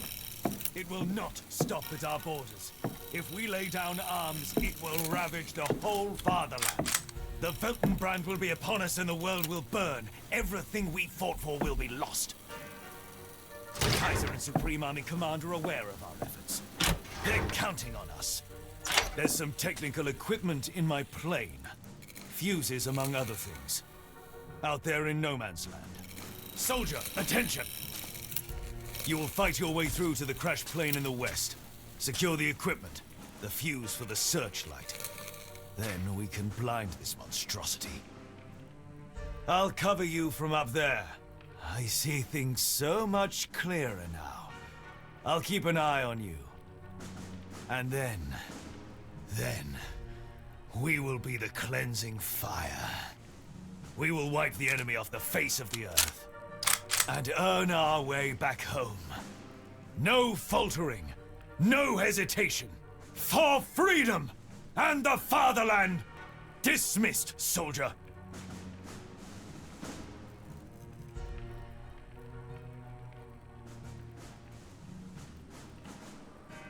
Interesting.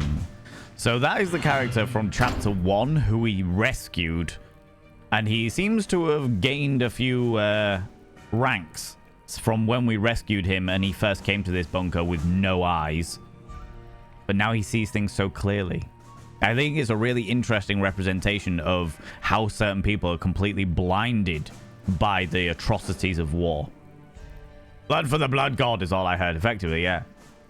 Completely blinded by the atrocities of war. He doesn't care for anything. All he cares is for winning. He doesn't know who the enemy is. He just refers to them as the enemy, you know? And I'm assuming that the enemy is my brother because of the way that this is all being represented. Orders, stand by. Radio officer on duty. Oh, radio operator on duty. Unter Officer Johannes von Schmidt, who's our brother. September the 10th, 1917. Attention, strictly confidential orders for the duty officer. The pressure on our troops and our homeland is growing. We must absorb this pressure and return it tenfold. The slightest hesitation could cost our victory. Stand for further commands. Supreme Army Command. I think this guy is actually the representative of our grandfather. The key for the Path of Heroes. Good lord. Path of Heroes was just the path taken to the front.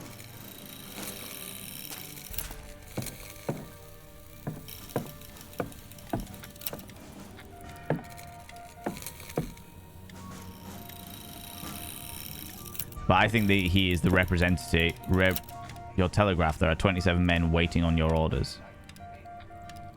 Your direct line to Supreme Commander. So this was my office. Doesn't matter who the enemy is. All that matters is that we kill them. Yeah, basically, yeah. That's exactly what this shit is all about. You know, this is exactly what this shit is all about. Orders Searchlight. Radio Operator on duty Unterofficer Johannes von Schmidt. Attention. Strictly confidential orders for the duty officer. Effective immediately. All anti-aircraft searchlights are now connected to an electrical system. This is highly sensitive military equipment. A reliable power supply must be established for the use of this system. This is a matter of utmost urgency. All sections of the field through which the power supply runs must be protected against access and sabotage by the enemy.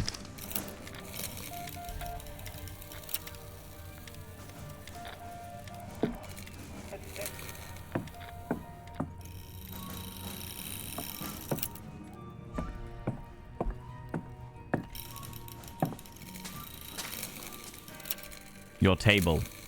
Your back.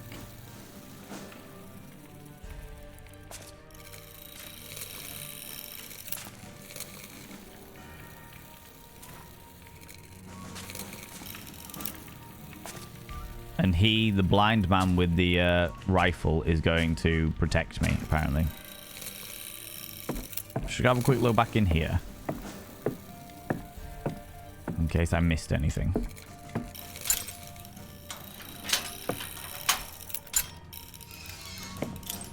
I can't just go this way. Okay.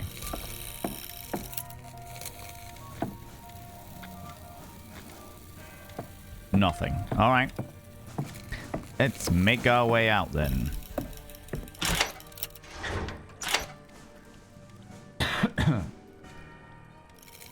Faceless enemy due to their gas masks in no man's land. I think they're just the faceless enemy because this guy has decided they are the enemy.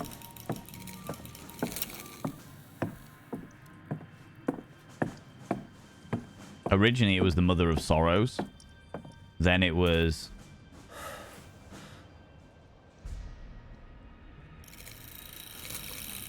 the Father creature.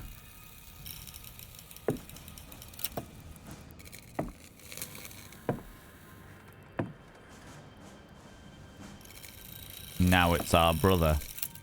I think that this is all a representation of the... Actually, do you know what? I think... No, I think... Ooh. Let me find somewhere to hide, and then we're going to go into thingies. Right. I think that the guy with the no eyes is a representation of how we thought we were. So the enemy is our mother's emotions. The enemy is our father's regret. The enemy is what happened, what we put our brother through by being such a little dickweed.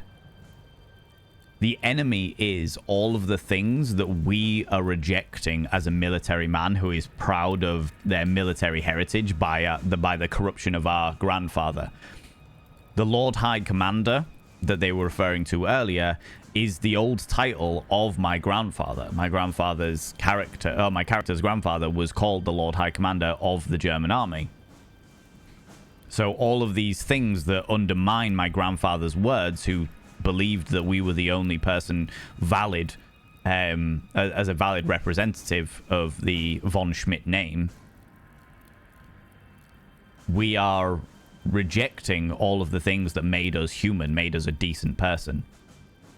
So us going from being a pilot, like when we found the model aeroplane in our room that we used to play with, to then getting our eyes clawed out, to then like learning more and more and more and becoming more steadfast We are blind in our devotion to the war, despite the fact not really understanding the war.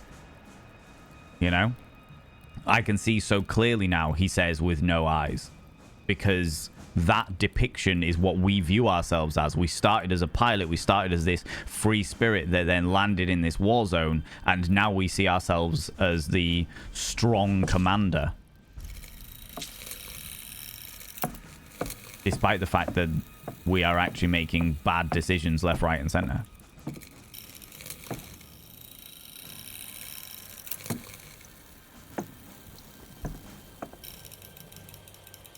Path of the Hero.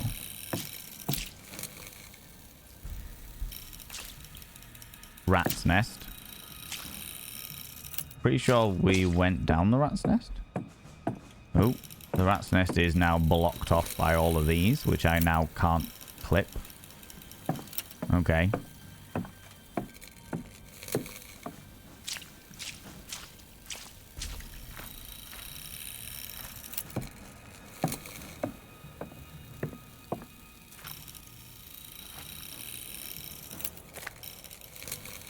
Caution, enemy fire. Muddy path. And that path's all blocked off, so there's nothing to see there. Alright.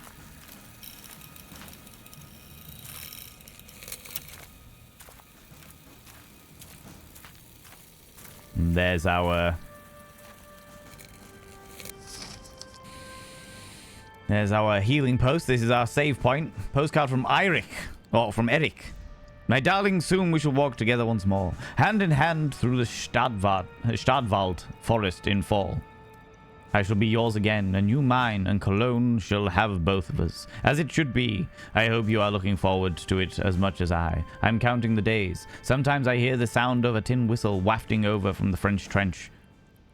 Then I think of you, and I know all will soon be well again. Give my mama a kiss from me. Yours, Eric.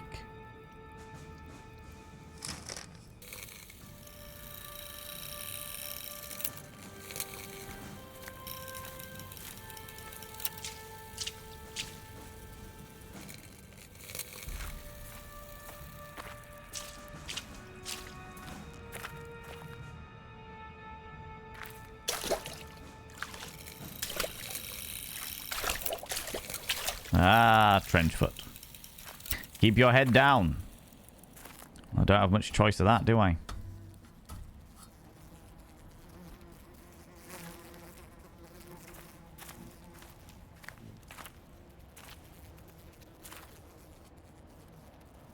So where is my brother?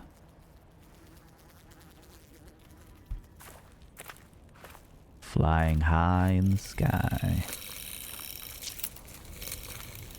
There's the dude's plane. That is still burning.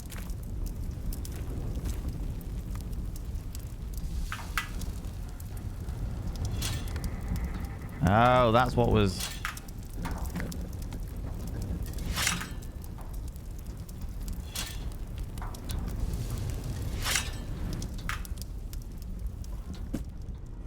That's what caught us earlier. We've got the fuse. Amazing. I'm sure we had a fuse like this, but never mind.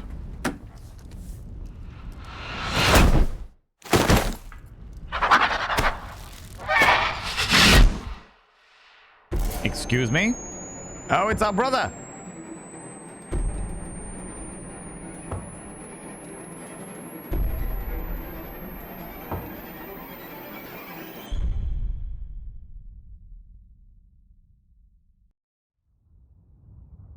God.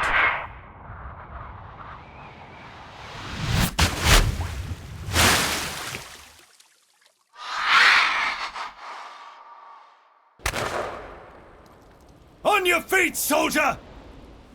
Come on, throw me the fuse!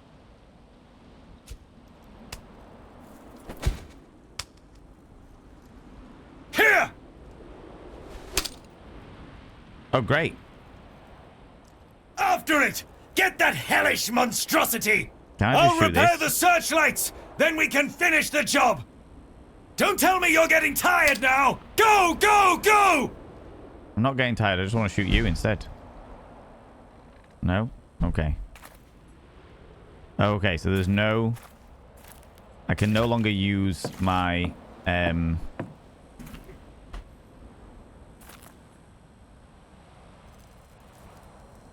can't get that way. I can no longer use my torch.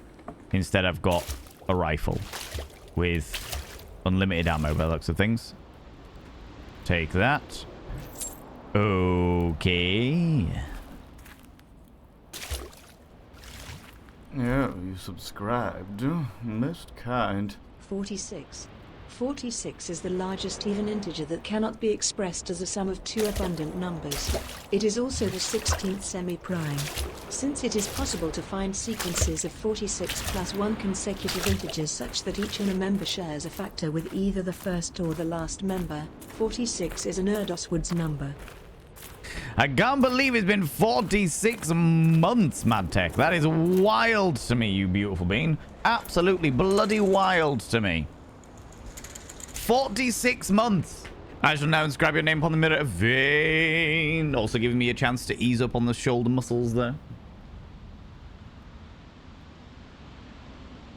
By having your name upon the mirror of vein, it means you get access to my personal Snapchat. Not a bum Snapchat, you cheeky devil. And of course you get access to all the sexy little emotes. But the most important thing is you gotta roll over every morning, look in the mirror, go, God, I look rough. But god damn, do I make rough look good. Ooh, harra, sexy. Ooh, yes, meow, you know? So many words I've never heard before. Are you right? How's it going, buddy? How you doing? Okay, so these... Is that where I came from?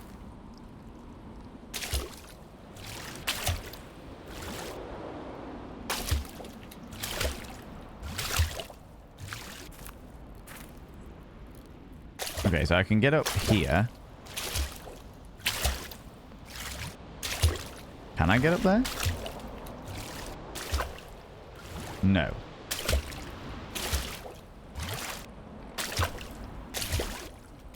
Can I get up here?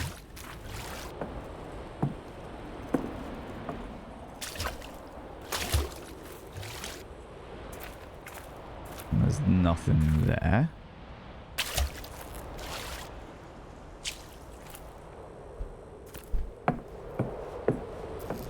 I'm assuming I go this way then.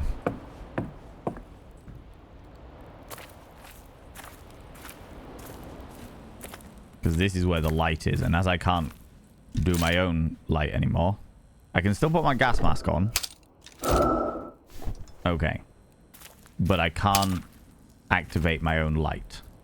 I'm no French fry, Daddy. Thank you very much, you beautiful bean. I appreciate that.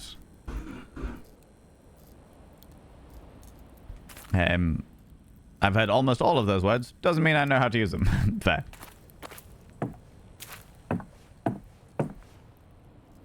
$27.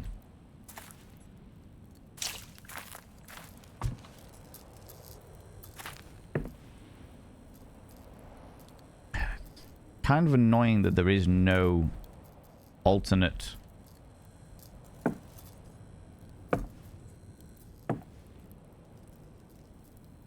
I have to look on your screen because my screen is a little on the dark side. There's no alternate light source. I can't activate my little torch while I'm holding the gun. Can I get rid of the gun? Nope.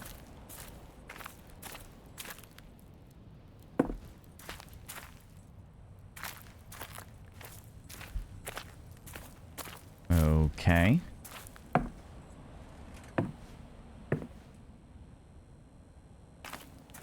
Some kind of light source down here. 27 again. Why does it say 27? What is this 27? Charles Neri. No, no, no. That's Woodwitz. That's an area. Not sure what I'm meant to be doing here other than bumblefucking my way around. Cheeky bit of bumblefuckery. Right, that is the searchlight.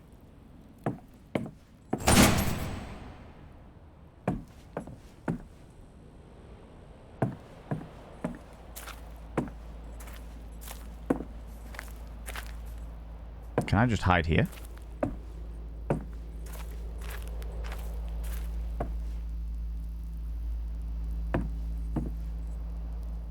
Showing me a path, but there's stuff down here as well.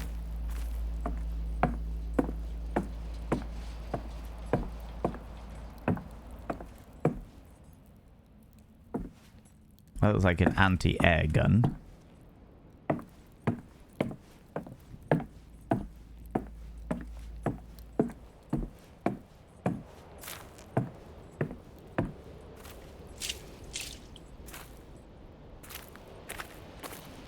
All of the anti-air guns. I don't want to shoot my brother. I'd much rather shoot the other dude.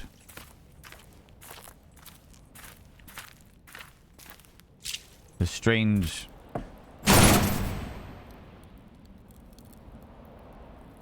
Right, we're going to go the other way first. I want to find out what's down the other way because this seems like the place we need to go. And if there's tasty lore, then I want the tasty lore. You know? 27. They're all just saying 27 now. Oh. Can I not go? That's the reason why I can't go down that way. Never mind. Everything's just pointing to 27. I'm wondering whether that was my brother's number. Or maybe even my number. Oh, was that how many people died in my platoon? That might have been how many people died in my platoon. Like, I had a squadron of 27 people. And that's how many people died under my watch, as it were.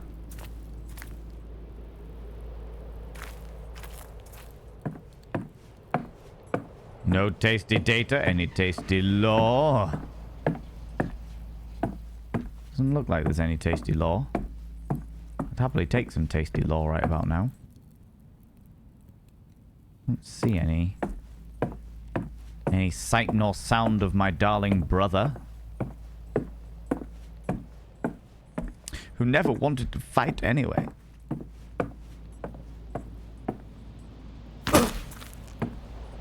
Why I have got a rifle when there's giant anti-air things over there, I've got no idea.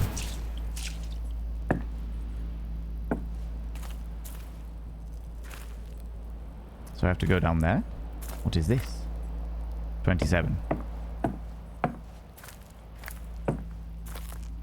Can I go this way?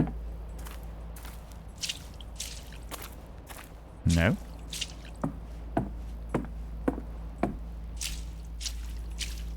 Interesting.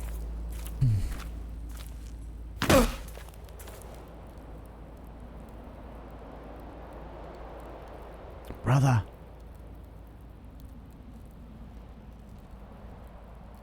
It's okay. It's okay, brother. I will not let him hurt you. Nope, apparently not. Apparently...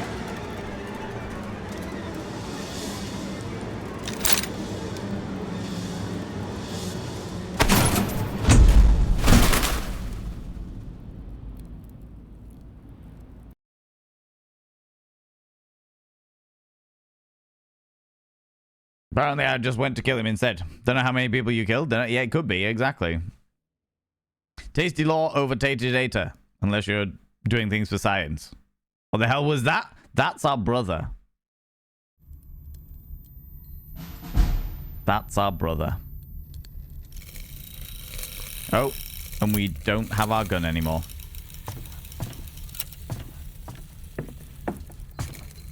Or that is, should I say, that is the representation of our brother in this hellscape PTSD world. And there is a lot of barbed wire around. But we know that our brother...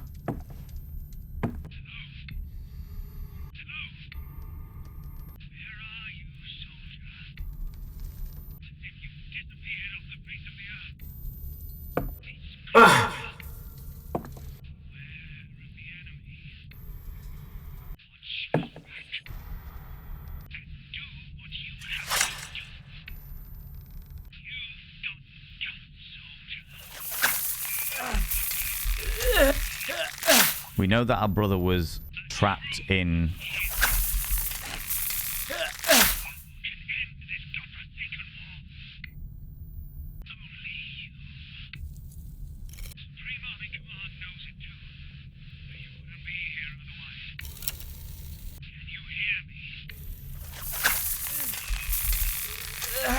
I meant to clip the ones that aren't...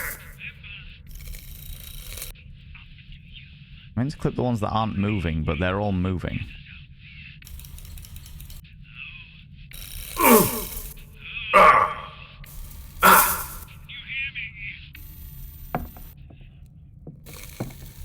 Right, I meant to clip the ones that aren't moving. Can I just crawl underneath it? I can, fuck it.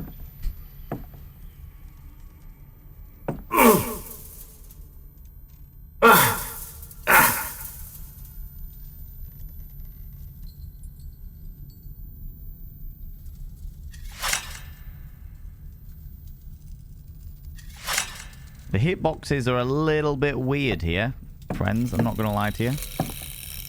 Hitboxes were a little bit strange there. Because I wasn't anywhere near the actual ones themselves. And suddenly I was being attacked by stuff. Right. These are all the bird cages that my brother used to keep his pigeons in. Well, they look very similar to the bird cages that my brother kept his pigeons in. Right, so now we have to work out what the fuck we're meant to do, and also how to save my brother.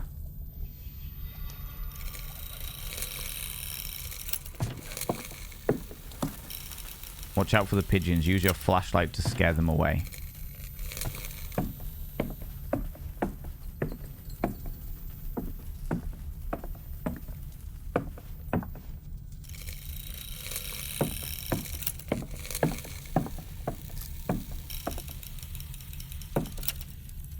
Okay. Tiny hitbox.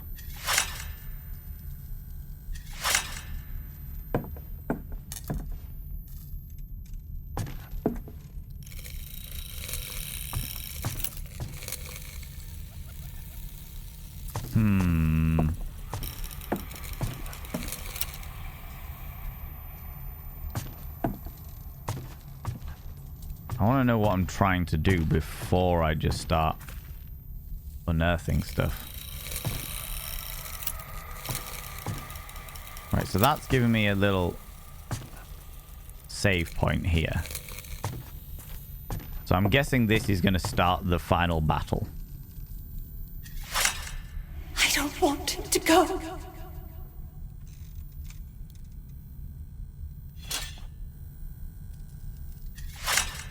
I must. No. I want to. Don't you understand? For our freedom. Mandy the Angel, how you doing? How's it going, you beautiful bean? The sound design is so crisp. The sound design is fucking amazing. This game is very well done. If only Paul were old enough. He'll make a real soldier. Newspaper. The war began with the mobilization. They let Johannes sign up straight away to head to the Western Front and become a hero. But you had to stay at home, as in me.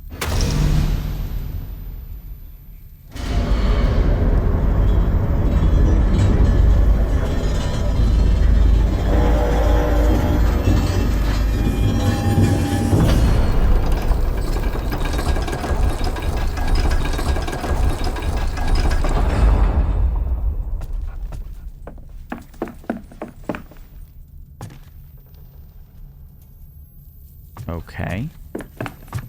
Now I've got to be careful because I know full well that there are multiple ways to do these final little sections. Although saying that, normally there's a warning before we do it, saying that the actions that we make consequences. So I'm wondering whether they are yet to manifest.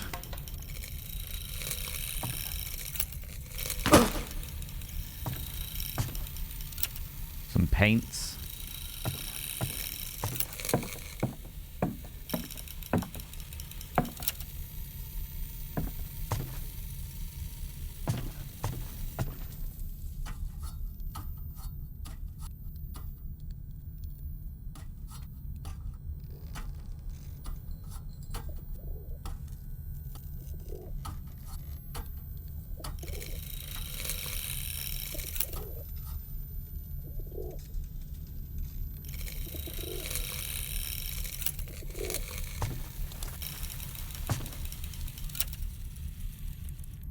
Look at the fucking swirl of feathers.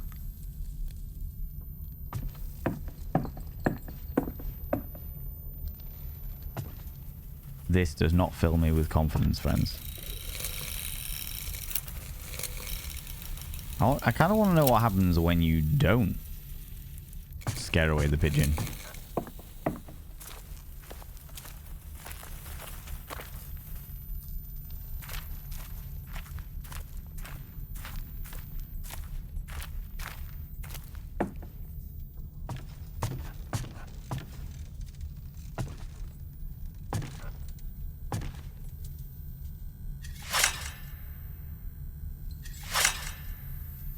So that's going to be scaled down once we've done this one. Okay, right. So we need to do that one first.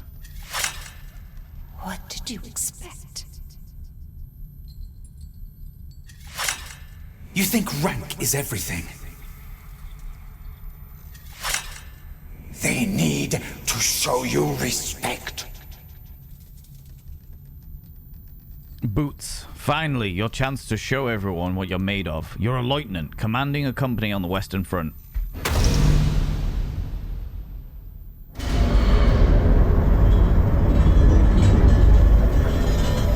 Something's moving in the background over there.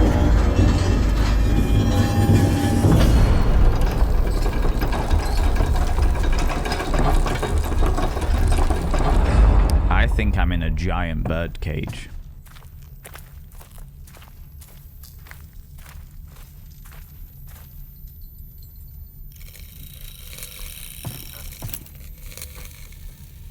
Yeah, I think I'm in a giant bird cage.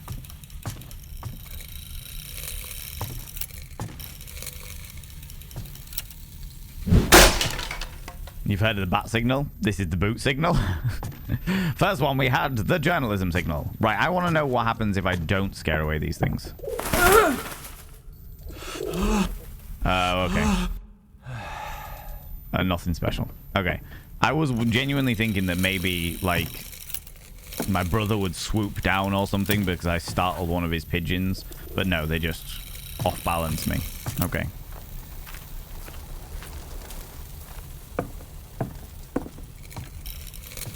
More pastels, paints and stuff.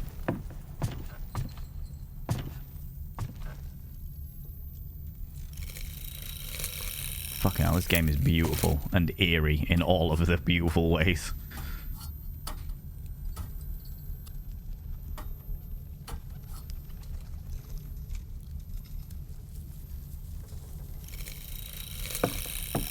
Okay, so there's something up there, and then that's gonna come down here, and I'm gonna be able to get over to whatever the fuck that is. Oh, that's one of the super soldiers in a fucking jar thing.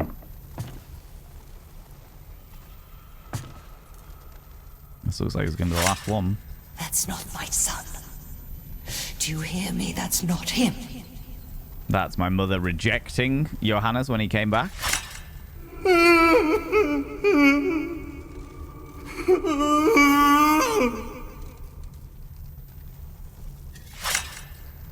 What's happening here? Nest, was mother right?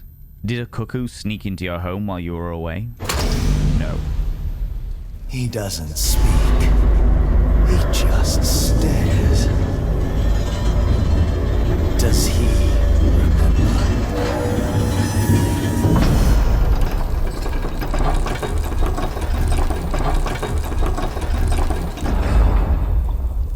Oh, this is fucking unnerving. It's beautiful.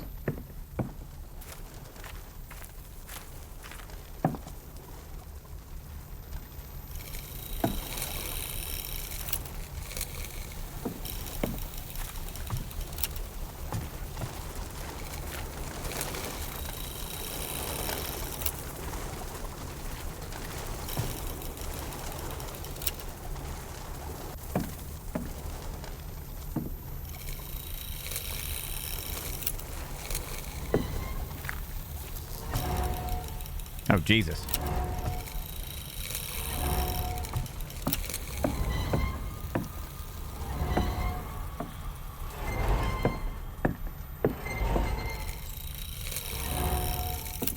I'm glad I didn't go going forward there. Oh.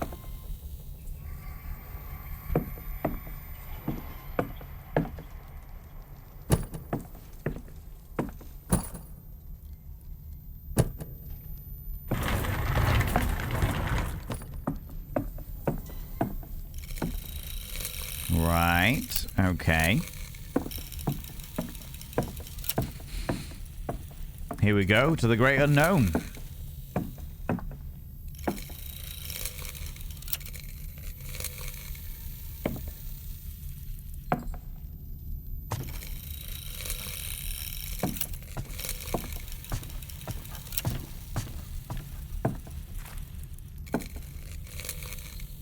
Right then, friends. Let's do this.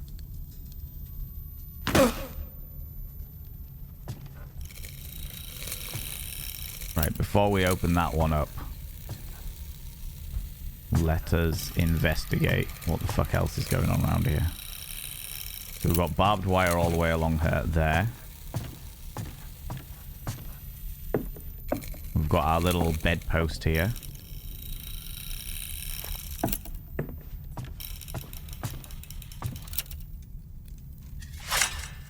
You're not my son.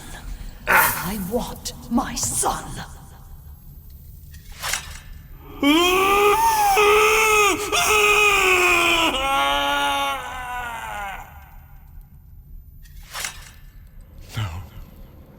No. No. Scissors. Whatever that creature in the attic is, it deserves to suffer. But what if?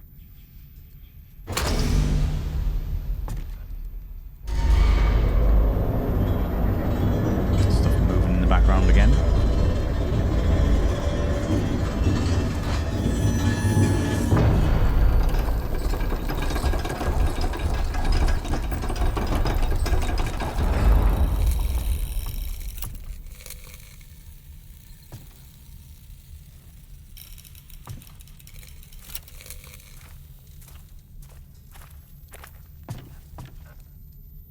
Seven.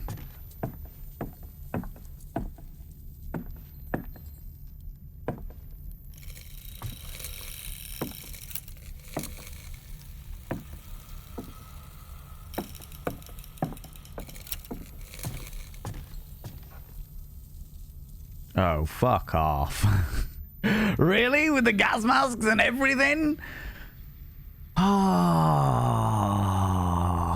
Jesus, friends. This is...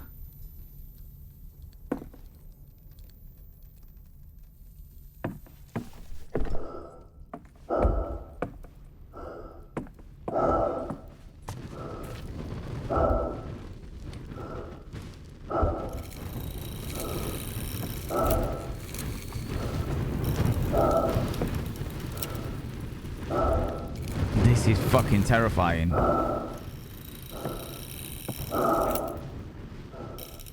It's like I can hear it.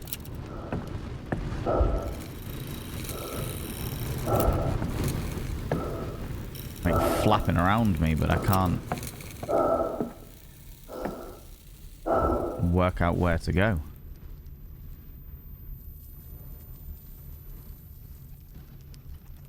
That's where I came from, right? Yeah, because I came up here, moved over around here.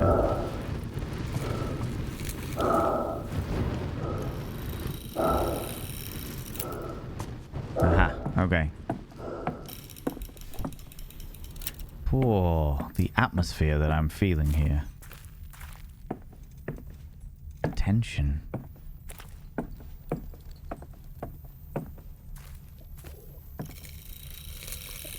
Well done, devs. This is building up all of the fucking tension right now. And it's so quiet. It's got really quiet all of a sudden.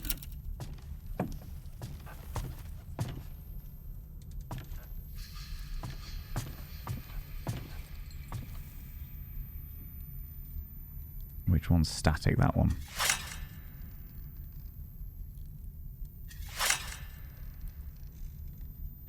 Can I get a hell no? I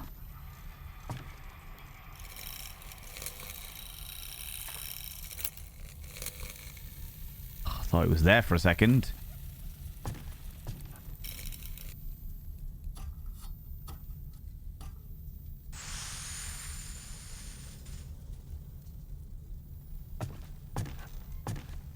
No, one of these things again.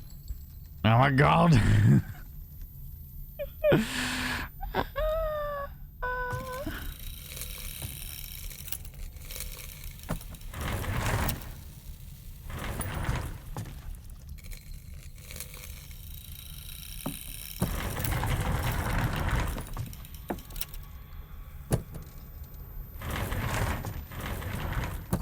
Can I not bring it any further this way? Yeah.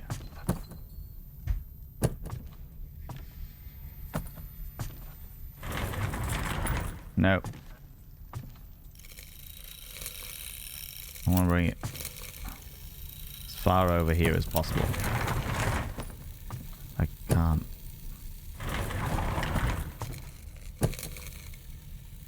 Oh, there's a big fuck off thing there. Oh, wait a minute. Oh, wait, can I just go under here? There we go.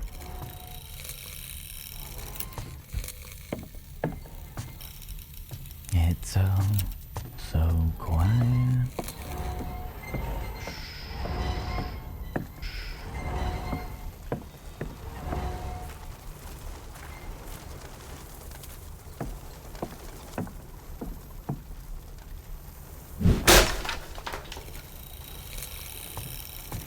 More of these things that keep blinking out of existence.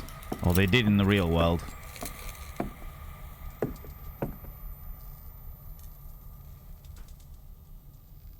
And here we have it, friends. You just bjorked the game? I fucking did, yeah. Kale started it. Oh, got sweaty palms, got sweaty palms, got sweaty palms. However, friends, what I'm going to do is I'm going to go and visit the urination station again because I've drank far too much tea. And the tension here has just meant that I have absolutely, well and truly, broken the proverbial seal. All right?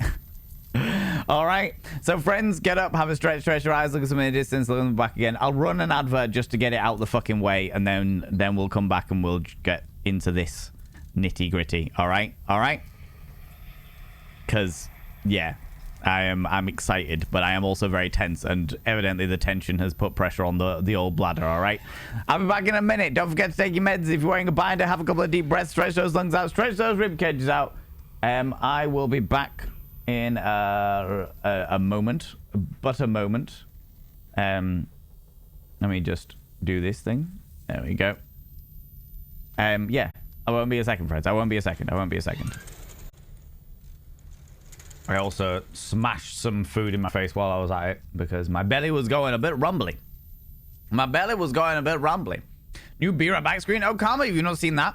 So I changed like basically the both the starting soon screen and the Be Right Back screen are now like screensaver videos, which I find really, really interesting and relaxing, and I get to change it depending on what we're doing and what kind of mood we're doing and all kinds of stuff. So yeah, that's the fun that we've been doing for a while. It's been great. It's been wonderful. I've been thoroughly enjoying it, you know? But anyway, let's jump straight back into the game. Because it's a big thing. Please be aware, friends, once again, if you have just joined us, this is very much a horror game, and we're coming towards the end of it. It's fucking brilliant. I love this game. I'm having so much fun. Genuinely having a hell of a lot of fun with this game. The level of tension that it manages to build, the atmosphere it's managing to create is just, it's beautiful. And now,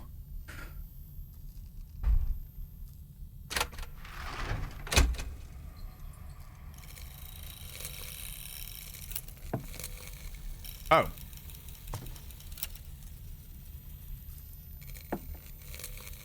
Oh. I thought this was going to be it. I thought this was going to be the big thing.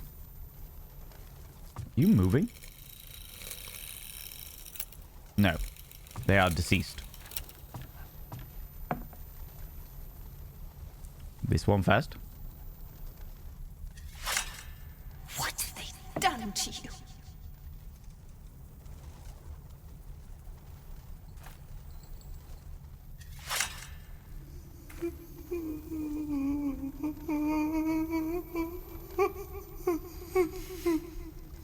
Oh, Johannes. My God. The cuckoo. No, it can't be him.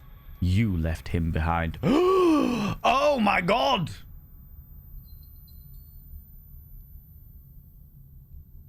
I've just had a penny drop moment. In the prologue of the game, you play as Johannes. You play as your brother going over the top and getting mortar shelled, and you get tangled up in all of the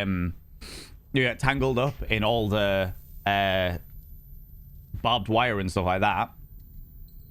And in that scene where you are tangled up in the barbed wire, you reach out to an officer who's out on the in no man's land, like picking up the pieces after the fight has finished. I think that's us.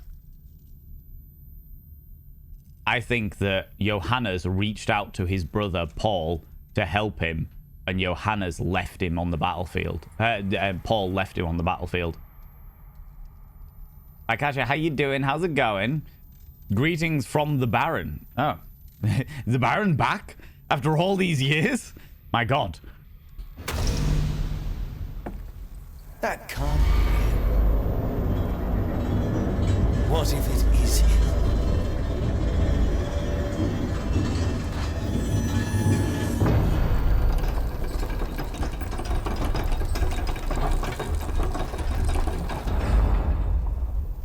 After all these years, the Baron has returned.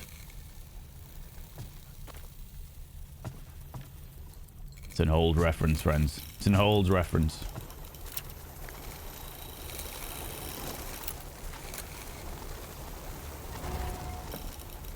Some kind of manifestation getting through trauma? Yes, so very, very much so.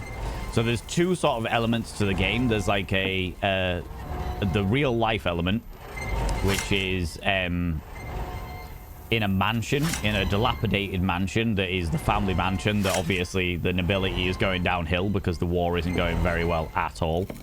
And then there is the trenches, which this is technically part of. Where did they... Cheeky. Is that how I... Oh, I was going over to that one. Cool. All right. There was the trenches. The trenches are filled with monsters that are manifestations of basically our PTSD. There was like the Mother of Sorrows, who was a manifestation of all of the mothers that lost their sons during the First World War. There is a rage beast that was the hatred of war. There was a mechanical creature who was the machines of war, and like doing all the gas and stuff like that. It was pretty intense. And I think that our brother is the manifestation of the after effects of war.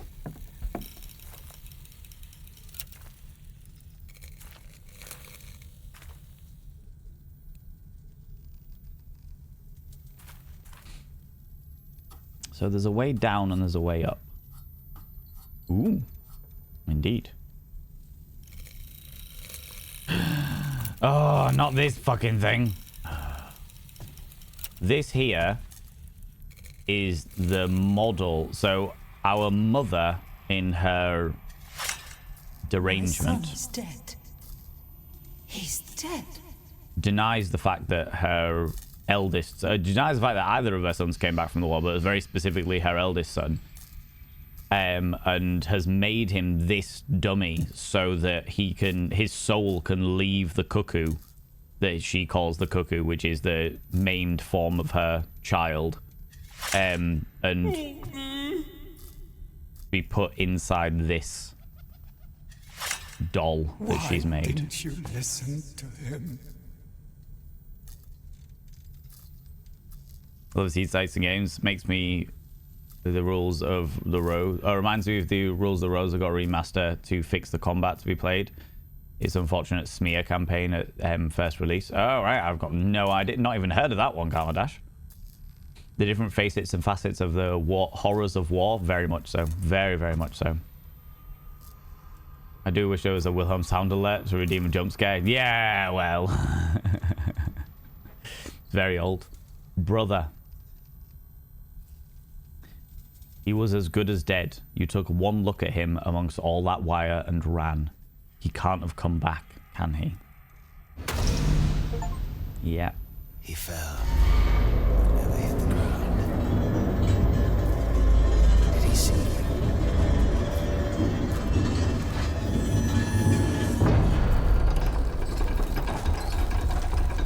Yeah, he saw me.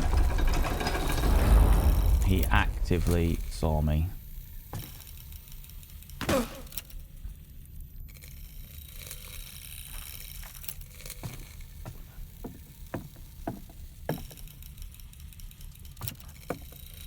This is right, isn't it?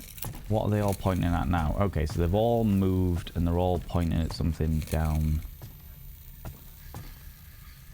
in the center there that I can't quite see. Interesting. Okay. Okay. Rip knees. Yeah, I took a risk on that one. I was like, yeah, there's no going to be no such thing as fall damage. It's fine.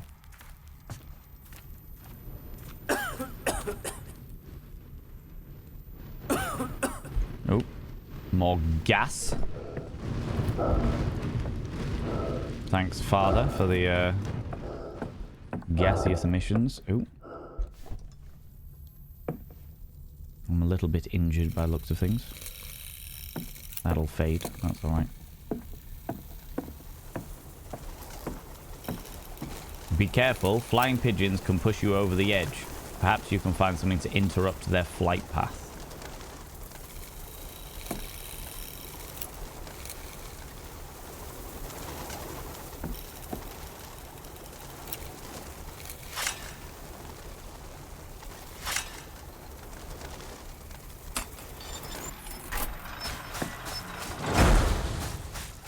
Oh.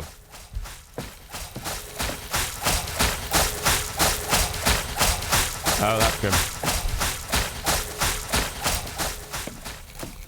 Oh, there's one of these down here as well. What's down the other side over here? Nothing. Can I see what they're all shining at yet? No. Okay. That is not a pleasant sound. Not a pleasant sound at all.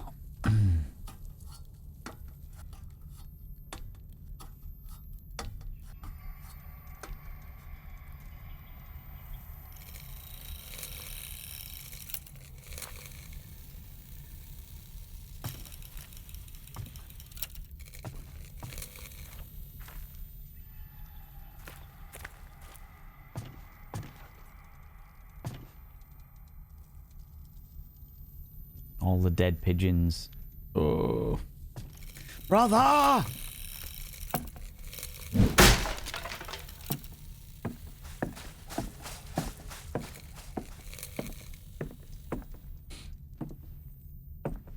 Knees, like pants, are overrated.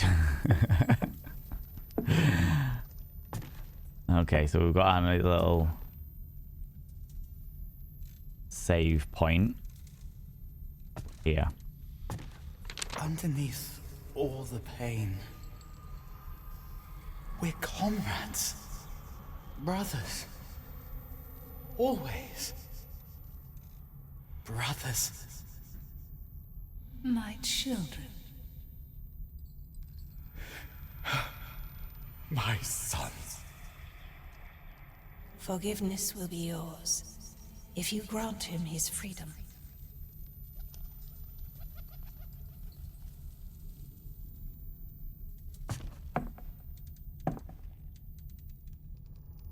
My sons.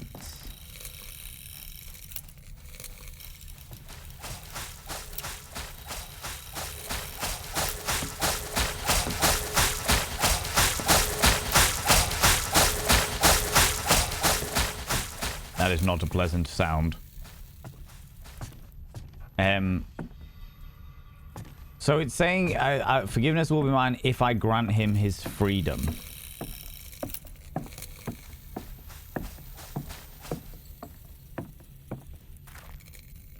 Which implies to me that they want me to kill him.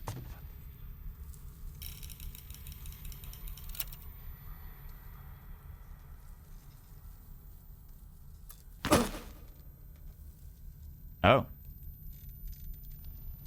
Apparently I was right in falling down here.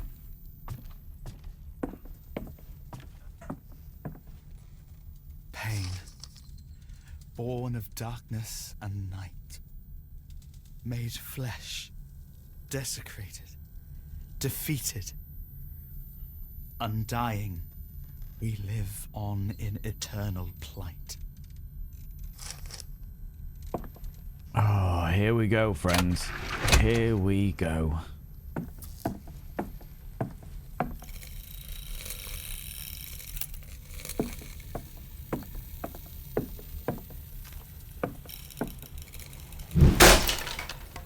So I've got to release him, but I want to make sure that I'm doing the right thing by Johannes more than anything else. Johannes might not want to be murdered.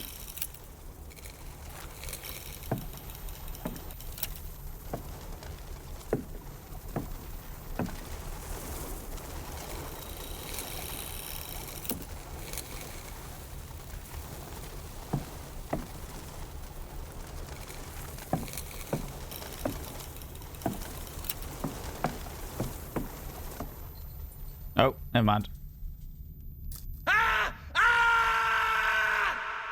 Never mind. Didn't manage to get murdered. It's fine. It's alright. It's okay. It's just a burb. Just like Stephen King's The Birds. Just got real up in my business. Alfred Hitchcock, The Birds. Thank you very much, Chunk. Alfredo Hitchcock's The Birds. Okay. We go through here.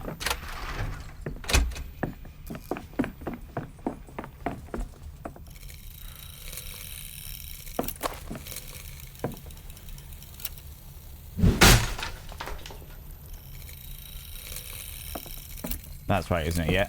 Okay. This is how we went before. And we jump down here, and evidently we'll go through that little section here.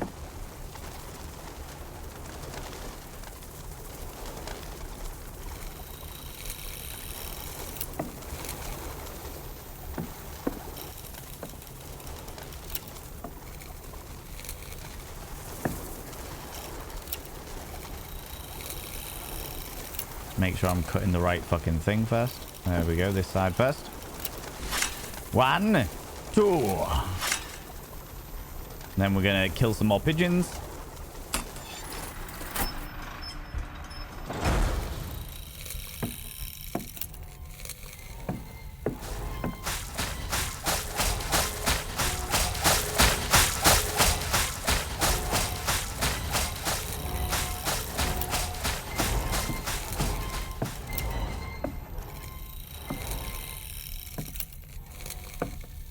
Okay.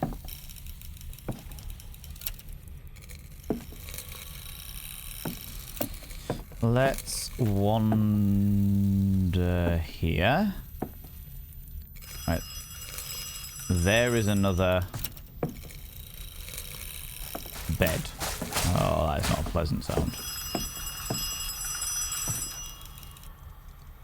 Child's drawing. Johannes says, cages are bad. Birds love to be free.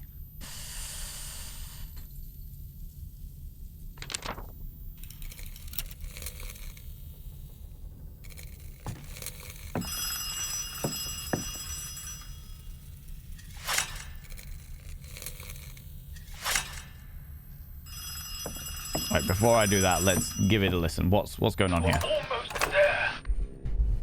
I know you can do it. Trap the abomination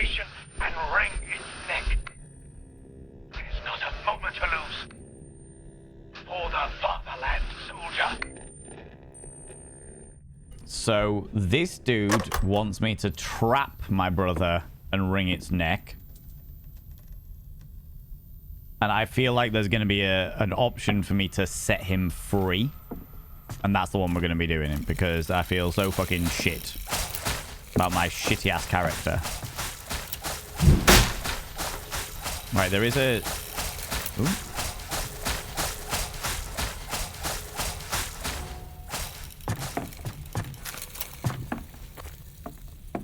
Handle back here.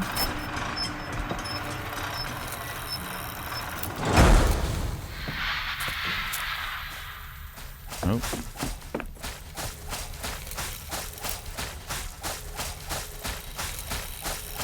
Was there anything back here? No. Just the sake of boards for the sake of boards. Okay. All right. We'll take it. We'll take it. We'll run with it.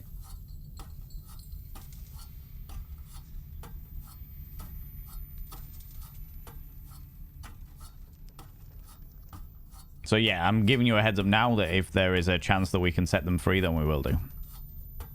Because I want to set him free.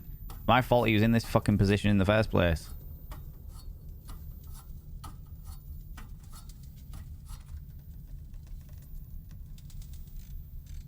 Okay, this is the bit where it looks like it's going to have consequences. You're in the area where your actions have consequences. Yeah.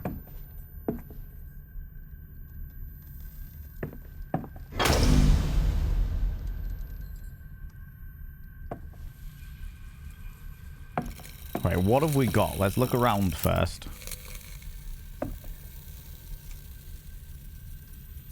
there's something over there that needs pressed.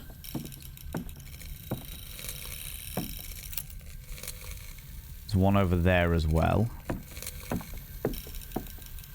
Looks like each of these pillars has some kind of switch by it. Like that. But normally with these things, there's a good option and a bad option. And I need to work out which is the good and which is the bad. Because the first one was very, very easy. I had to play the music that my mother liked and not the music my mother hated. The second one was a little bit harder. Because it was like, turn up the gas or turn off the gas.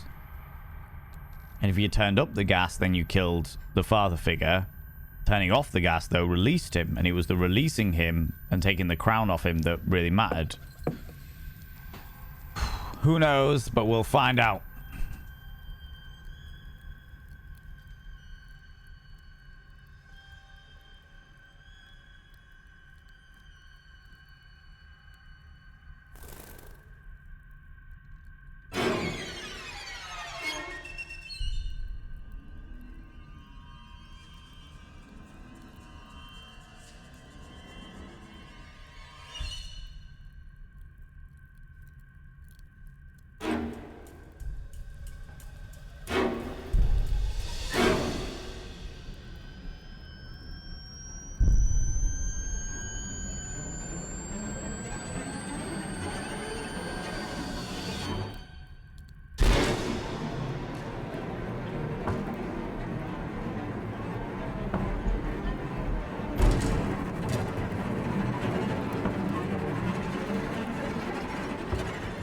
Oh, he's got rid of my fucking torch. Damn it.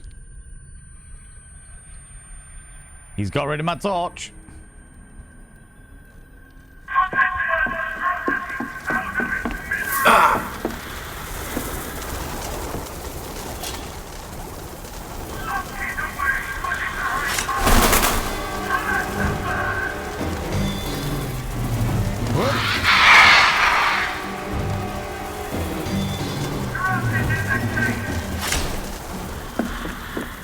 Says trap it in the cage, but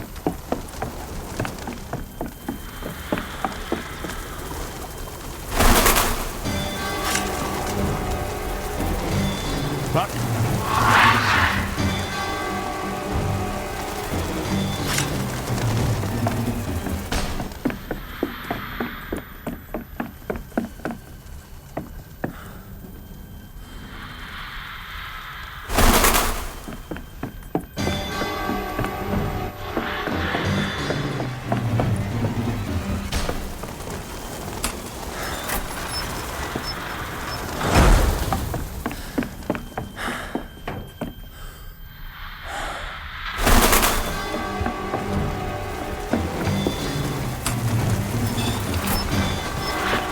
does that do?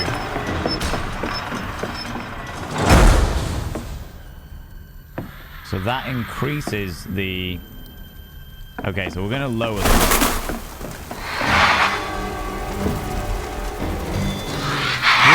Cheeky. Excuse me. We're going to lower them. I think lowering them is the best way to do it. Right. Go do the order.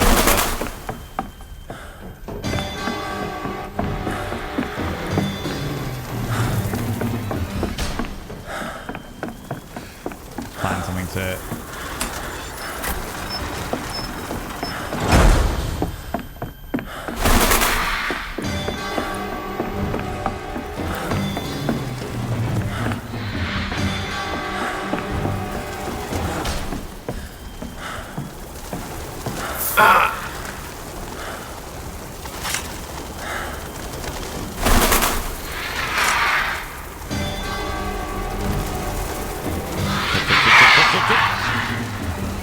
I don't like the way it immediately makes me turn around.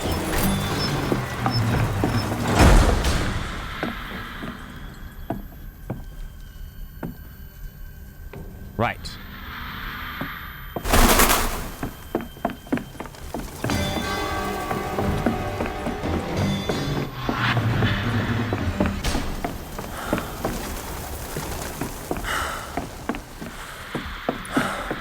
Okay, I've lowered all of these. What now? Oh, cheeky.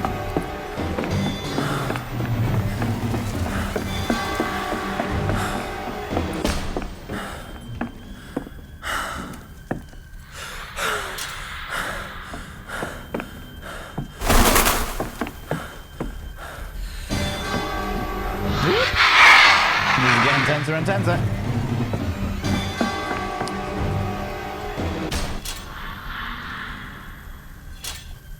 Right, can't do that.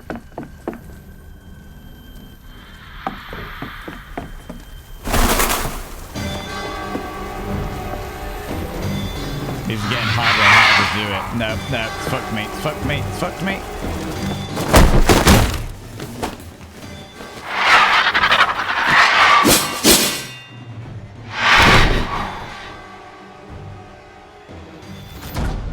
That was quite a cool death, though, to be fair. I was once a soldier like you, then I took a knee to the face. No, something like that. Welcome back, Chunk. How you doing? Okay. So... if I do these again...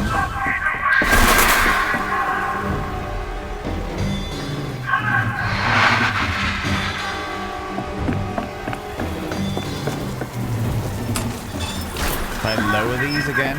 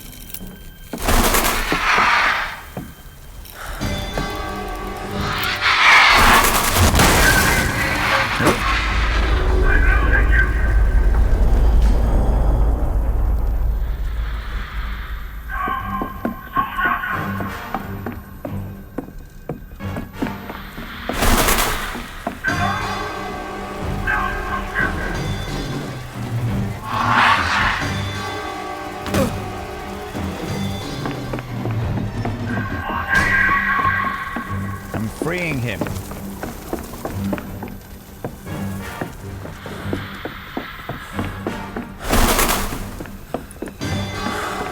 Oh wait, I need to be by this. Oh shit, right, okay, so I need to be by this. So that when he swoops down to get me, he knocks this fucking thing out. Cool, cool, cool, cool, cool. Right, let's do it.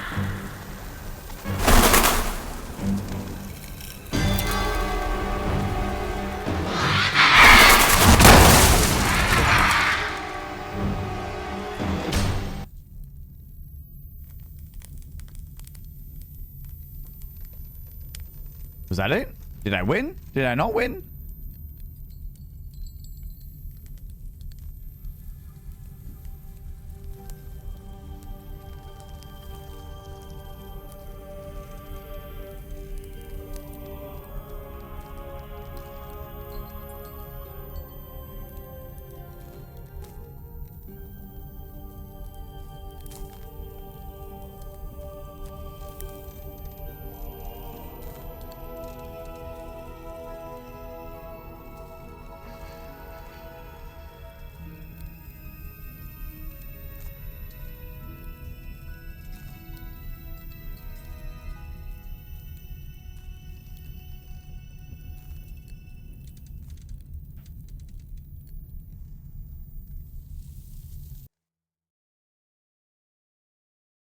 Oh, that was beautiful.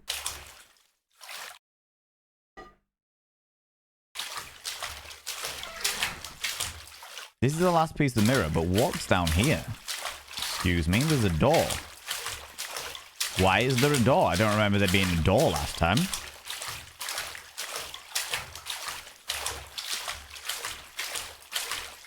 It's locked. It's a door that's locked.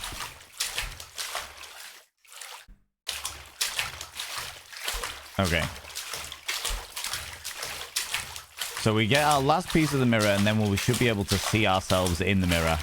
And I dread to think what we actually look like.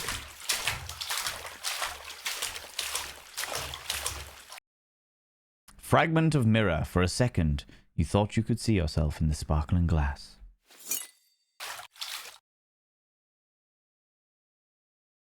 Chapter 4. Awake.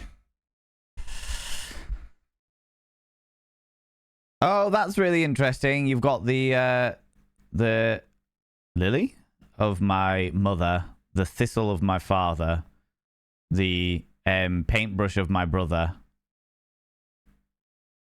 and the knife of my grandfather.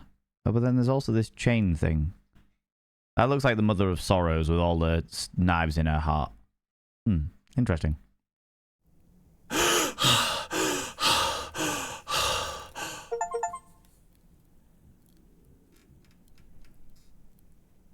Those are two delightful little alerts for me.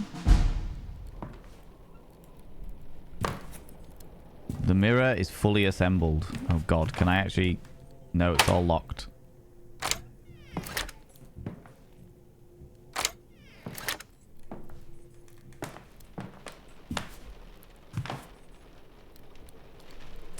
I have no options, friends. Poppy and Forget-Me-Nots. Oh, is that what it was? The Poppy I can kind of get, because obviously World War One, the Poppy was very much the thing. I didn't realize it was Forget-Me-Nots. That's pretty cool. Alright, friends. As Karma said, it is time.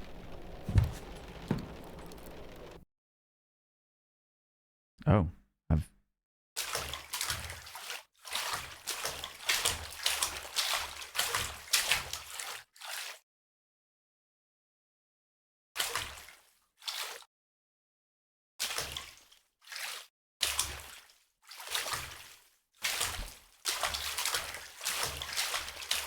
Yeah, that was really trippy, wasn't it?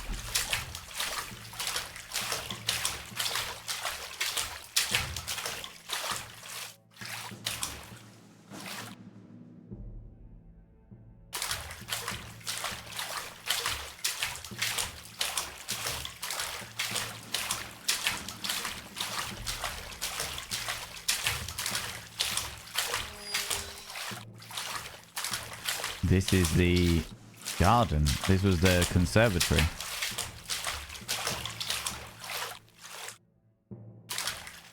Yea, though I walk through the valley of the shadow of death, I will fear no evil, for thou art with me.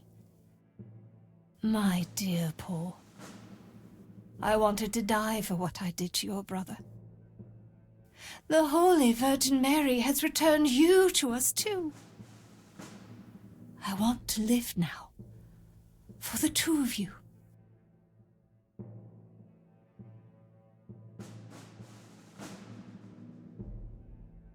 Interesting.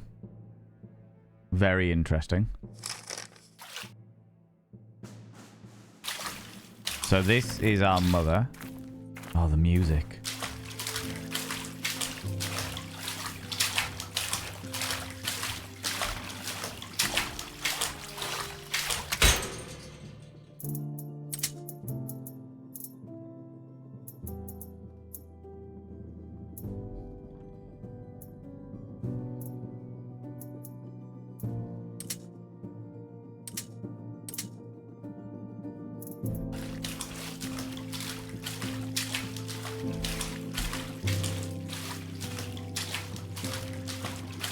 This music is fucking beautiful.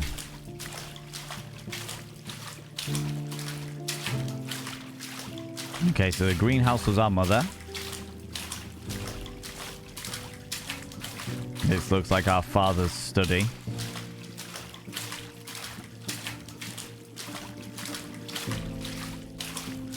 Yeah. To die for the fatherland is your duty? How could I be so blind? So cowardly? Paul, you are alive. And your brother, too. Forgive me, please. I haven't been a good father to you, nor a good husband to Madeleine. How can we go on from here, my son? My little heart.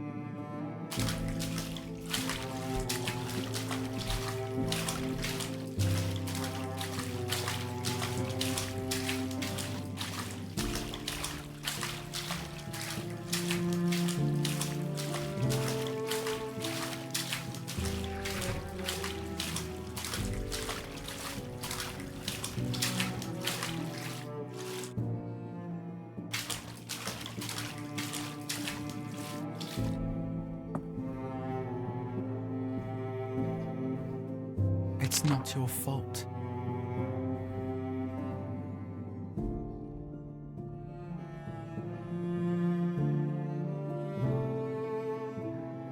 It 200% was my fault, though. It was my fault so much.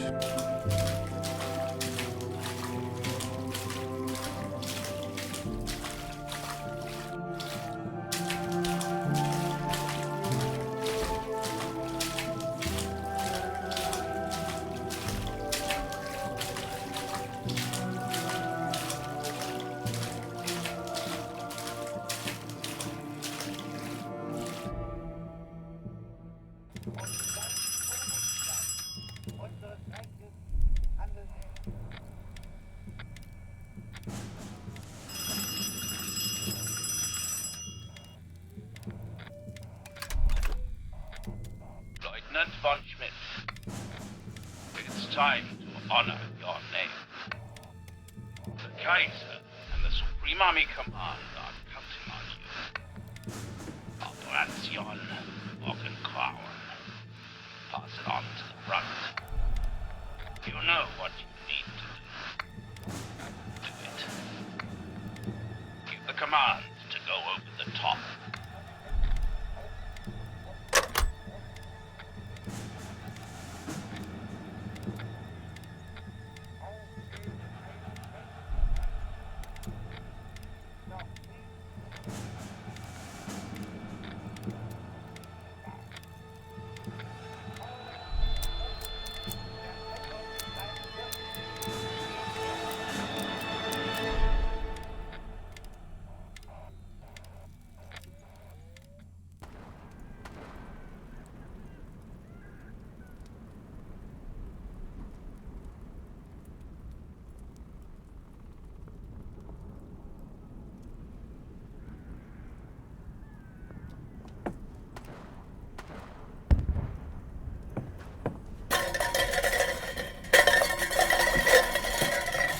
don't care, Paul.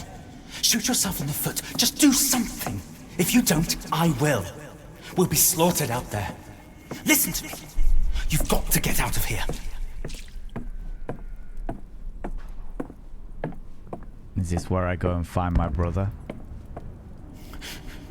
No, that's nothing to do with it. I don't blame you for ratting me out. You didn't know any better.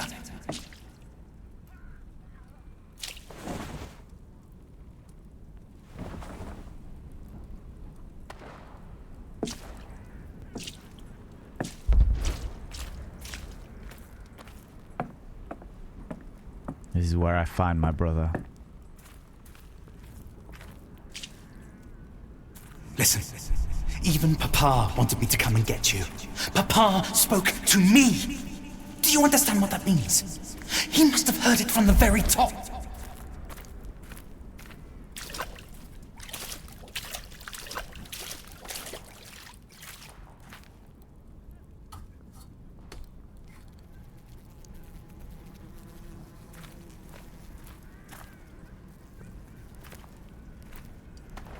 Your damn uniform is meaningless. Your name is meaningless.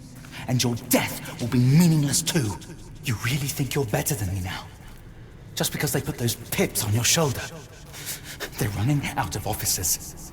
And now they want to send us out to slaughter too.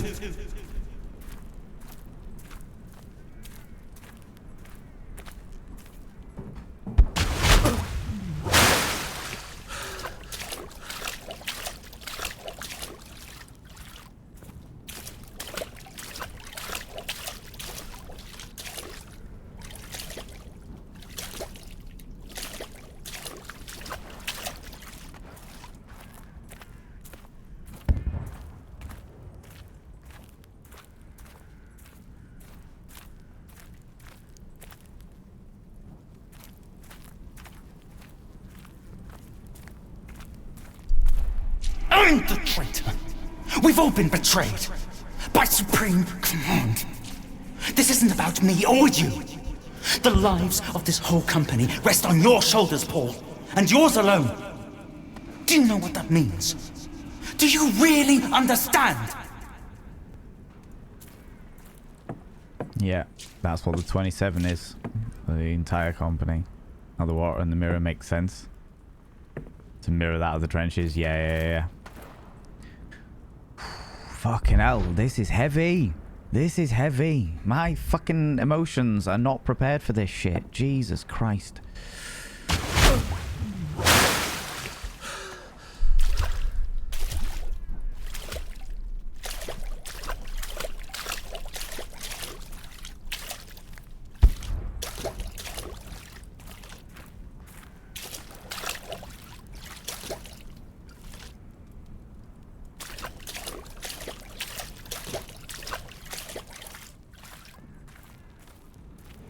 Think about what I said.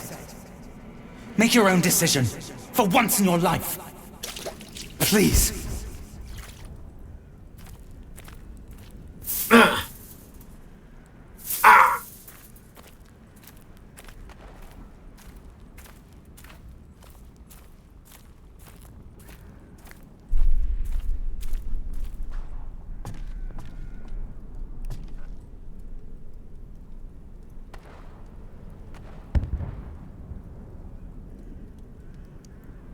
A fucking desolate wasteland.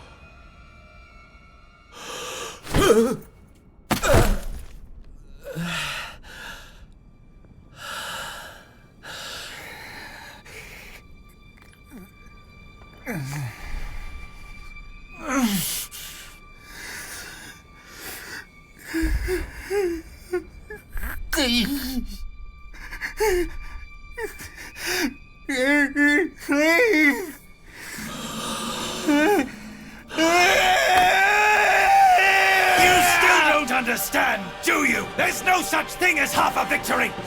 Not for us! A lunatic! The ancient enemy! Hysterical and spineless! A cowardly old cripple who sends his children to fight in his stead! A pervert who couldn't fight, for whom a merciful death was almost too good! Their never-ending suffering! Their pain! That's what's in your blood! But you're even worse than them. The Great Lieutenant, your entire company. Why couldn't you at least have had the decency to die with the rest of them?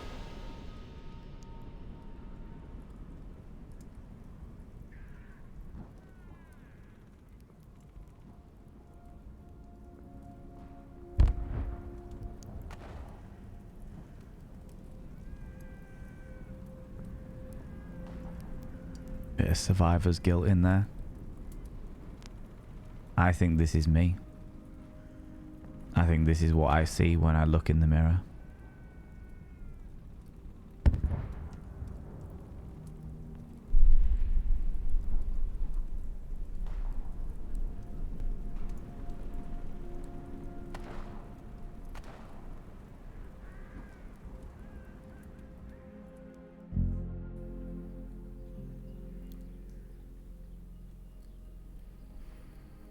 Why couldn't you at least have had the decency to die?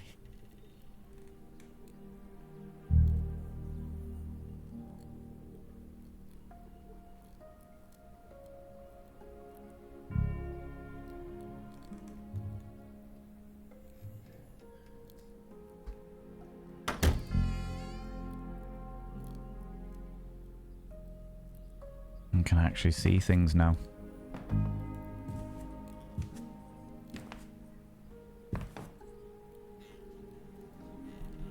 Paul von Schmidt.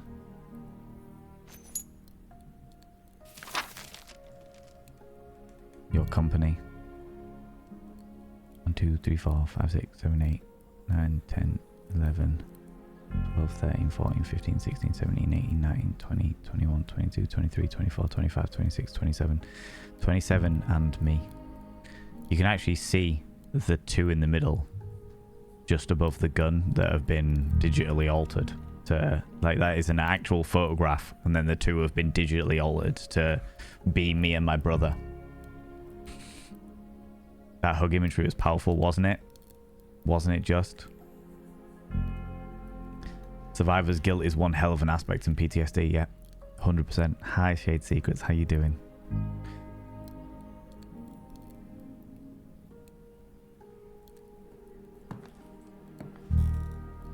You and Johannes.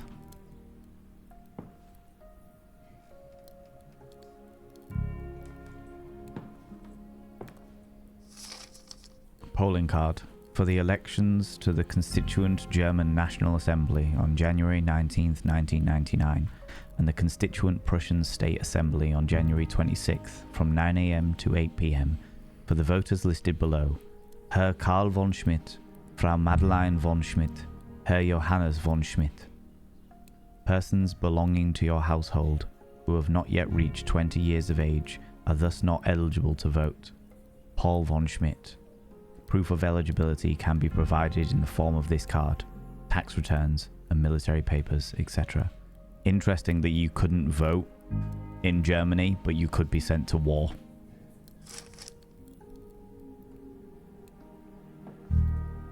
And the rain has finally stopped as well.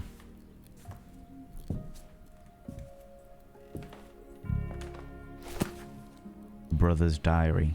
Your brother Johannes's field diary. You read it cover to cover while you were a POW, so you were a prisoner of war as well. The last entry reads, I spoke to him, but I don't know if he understood what I was saying.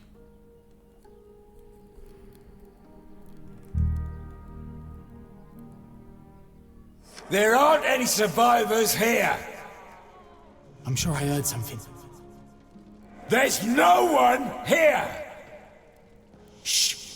Be quiet. Over here! This one here! Heads up! What a runt! Throw him back in the mud. Maybe he'll grow a little.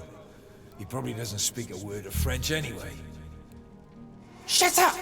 And you! Hands up, I said! We hereby document the discharge of German prisoner of war Lieutenant Paul von Schmidt, age 19, Berlin, from the Le Vernet internment camp, France. So I was caught by the French.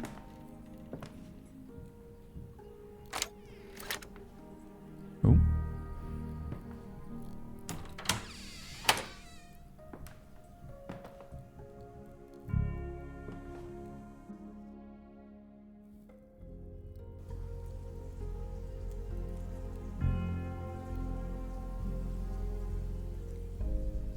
It's so heart-wrenching, it really is.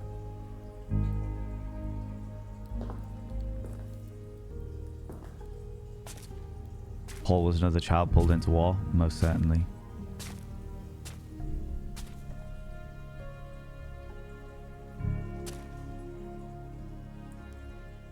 Look at my family.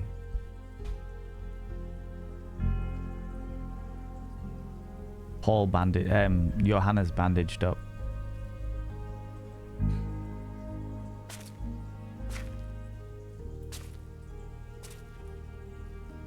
With his false arm.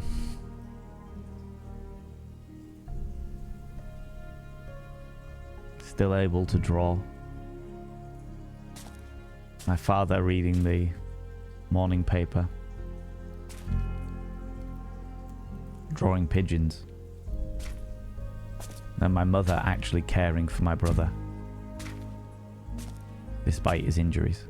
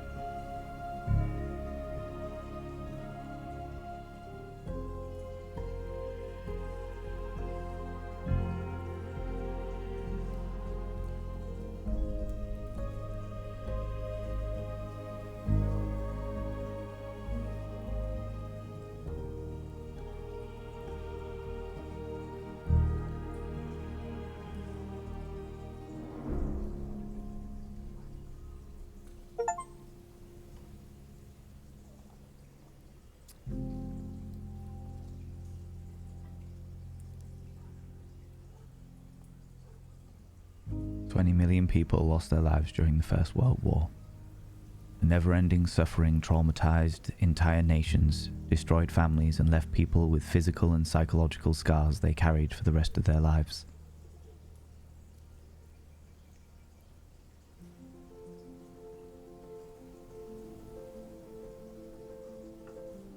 Fucking wow.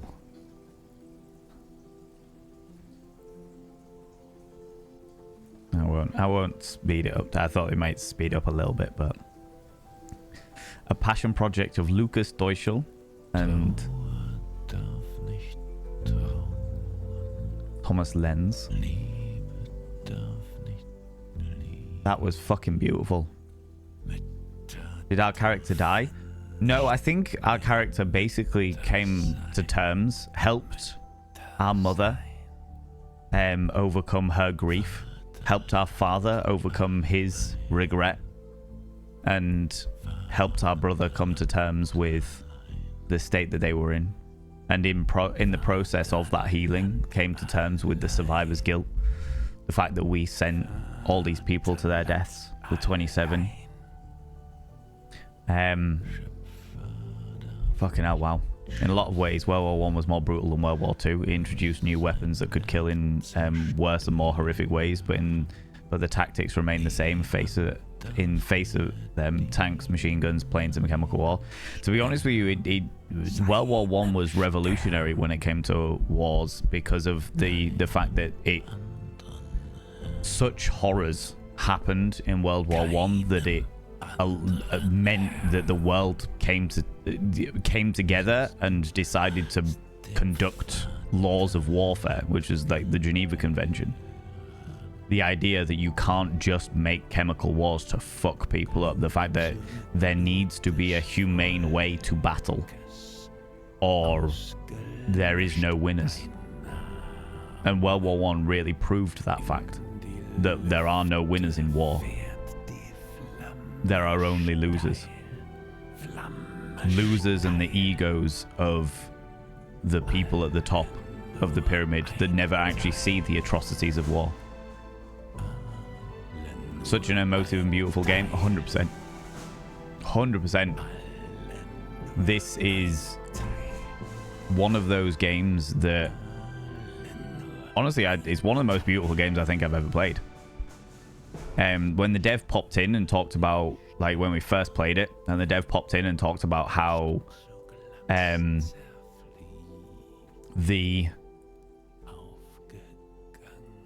like they'd never seen, they wanted to make a game that truly portrayed the horrors of the First World War whilst being respectful and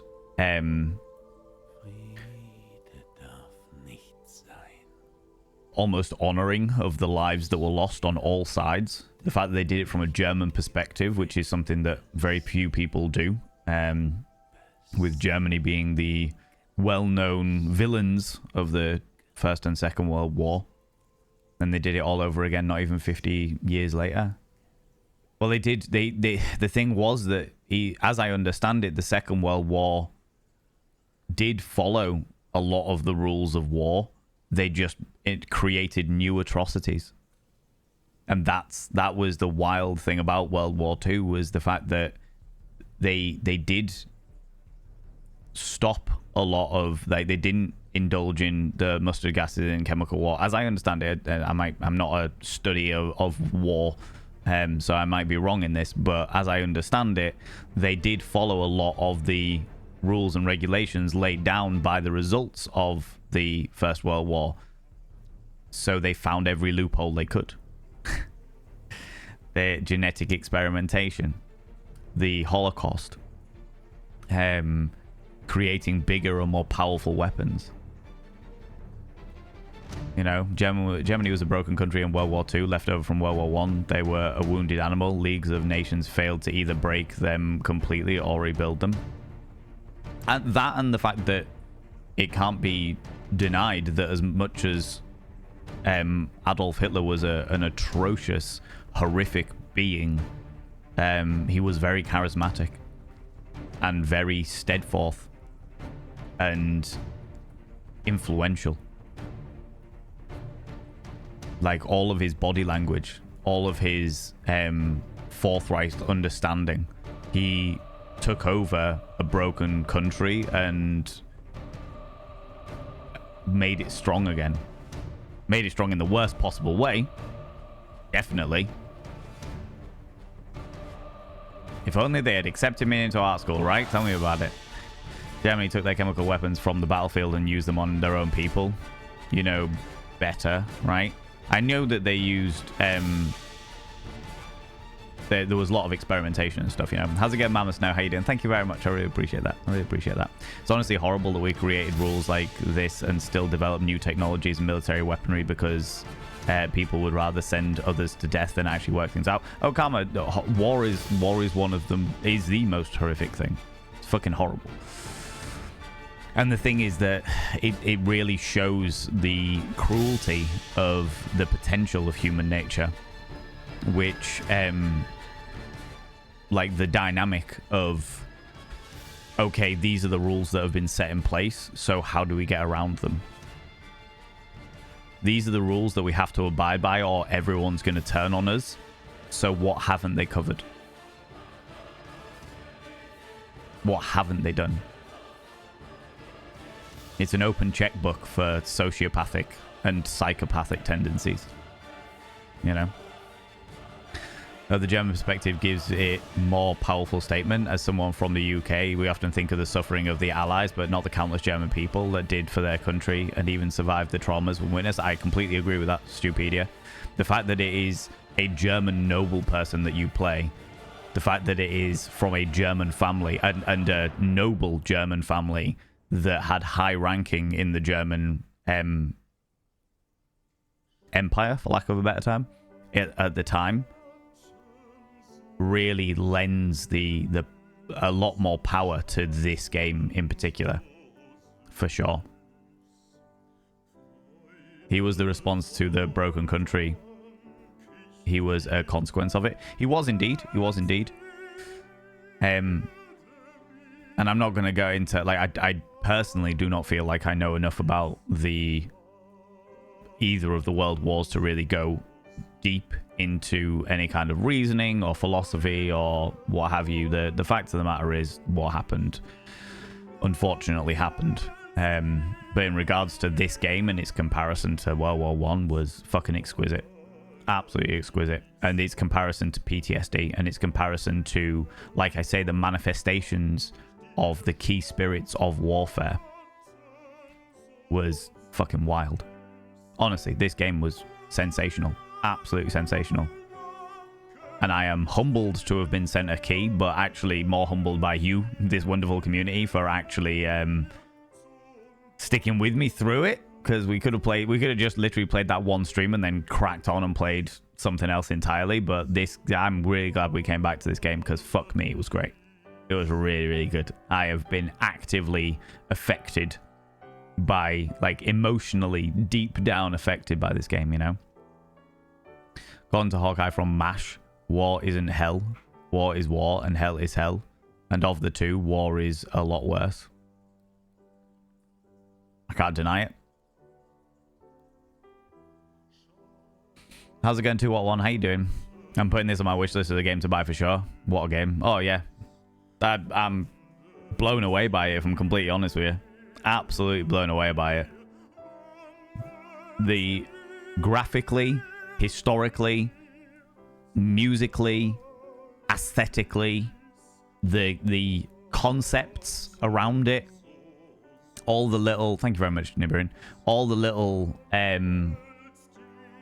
dynamics, the monsters and what they represented right from the beginning, the hunger monsters that fed off the corpses, the fact that the war devours humans, the mother of sorrows, the representative of all the mothers whose children died in the war, the rage of war, the horse creature that was absolutely blindly charging fierily through the trenches because that's all it knew how to do, because it was rage. The mechanical king or mechanical Kaiser, should I say, who manufactured more and more devastating ways to fuck people up and kill them. Kill the enemy, but also kill your soldiers, because it doesn't matter, because they're only numbers to the people at the top. The super soldier concept's a little nod, actually, to the Second World War. The idea that so many people got maimed and fucked up, but that they were losing so many people off the front line that they had to find a way to get them back on the front line purely for the numbers. So they gave them a new limb. The atrocities of experimentation that happened within the medical field. And a lot of it has proceeded to teach us so much now. We have learned a lot from those atrocities, which is making the best of a bad situation. I wouldn't say it's a good thing, but I would say it's making the most out of a horrible, horrible dynamic, a horrible situation that ever happened. And then our brother, who won his freedom, and the effect really manifested the effects of the entrapment of the class system, the entrapment of expectations both from your country and your families, the entrapment of a society that was extremely homophobic. All of these horrific things that were beautifully manifest as horrific things. They were all monsters. They were all horrific creatures. And we decided to do the more positive run through where we tried to release our family, but there was the option of doing the negative run through and entrapping our family. And once these have all finished, I want to go and see if I can find the different endings so we can see what the different endings were like, you know. Watch the entire playthrough. Will it be available to rewatch? Yeah, it's available on if you do !YouTube. I have a VODs and Vanity channel. All of the episodes will be available up today. Like by the end of today, I think the last week's episode goes up at like 7 p.m., 6 p.m., 7 p.m. GMT. And then this episode will be up tomorrow. Thank you very much, Kale. I thought in World War I homosexuality was not taboo, but they actively put lovers in the same company so that they would fight harder. I think homosexuality has been taboo throughout Christian European country, but throughout all Christian European countries. It was definitely frowned upon to be seen as as somebody who, well, it was still always perceived as unnatural because you're not creating children, so how could it be natural? And all that ridiculous, stupid fucking rhetoric, you know. But just fucking, yeah. Just wow. Wow. I'm going to speed up some of these credits because I think they all deserve to be seen. All the people that worked on this game. Because it was such a fucking amazingly beautiful game. Oh, and adverts are running. I know. Adverts start in 5 minutes. There we go. That's all right. I thought it wasn't until World War II with the pink triangle and all that it really became an item, but I might be misremembering. No, it became an item. It became more of an item in World War II, but it was definitely a thing. Like, throughout the, like, 1800s, 1900s, in fact, pretty much from, like, the Crusades, realistically speaking, the view of homosexuality being against the church, against religion, against society was very much a thing.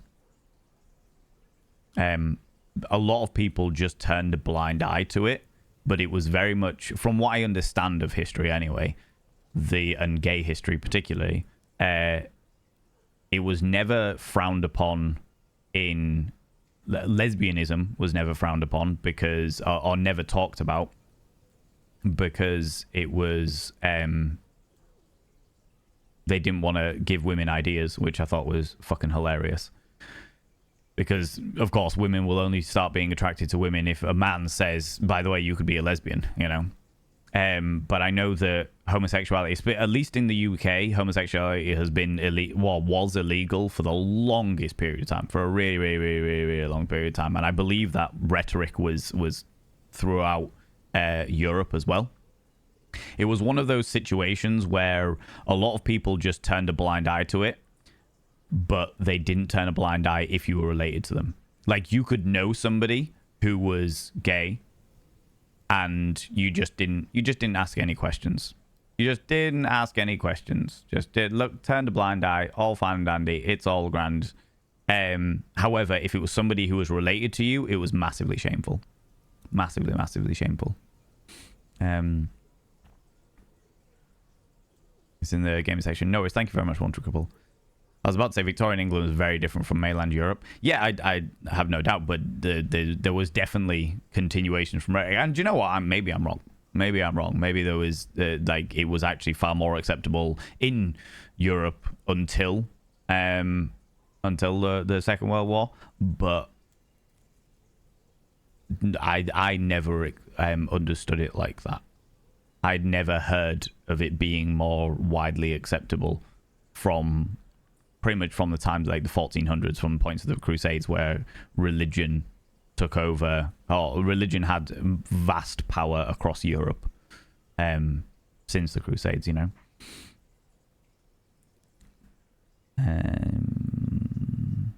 All these thank yous as well.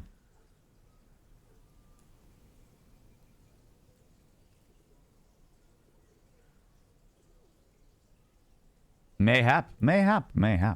And you know what? If you're watching the VOD on YouTube, I'm assuming nobody's in the chat who knows any different. But if you're watching the VOD and you know about the history of homosexuality throughout Europe, and very specifically in this case to Germany, please put a comment down below, and I will make sure we talk about it in stream sometime. If it pops up, if the comment pops up on the YouTube VOD and it's just like, actually, this is what I know about the history of homosexuality's acceptance throughout Europe and very specifically throughout Germany, then I'm like, cool, let's talk about this, you know? You know? Oh, friends. In the British Armed Forces is being uncovered that trans FTM was more common thing than previously thought. Tons of old letters and pictures are being found. That doesn't surprise me. That doesn't surprise me at all.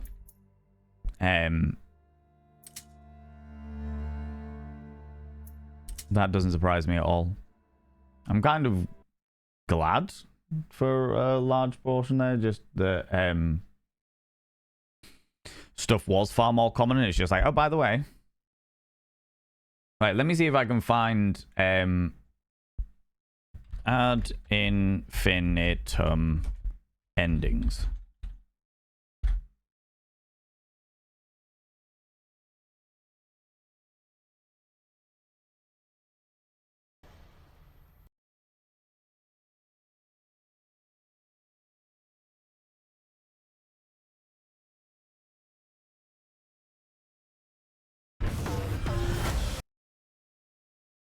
Okay, let's have a look, see.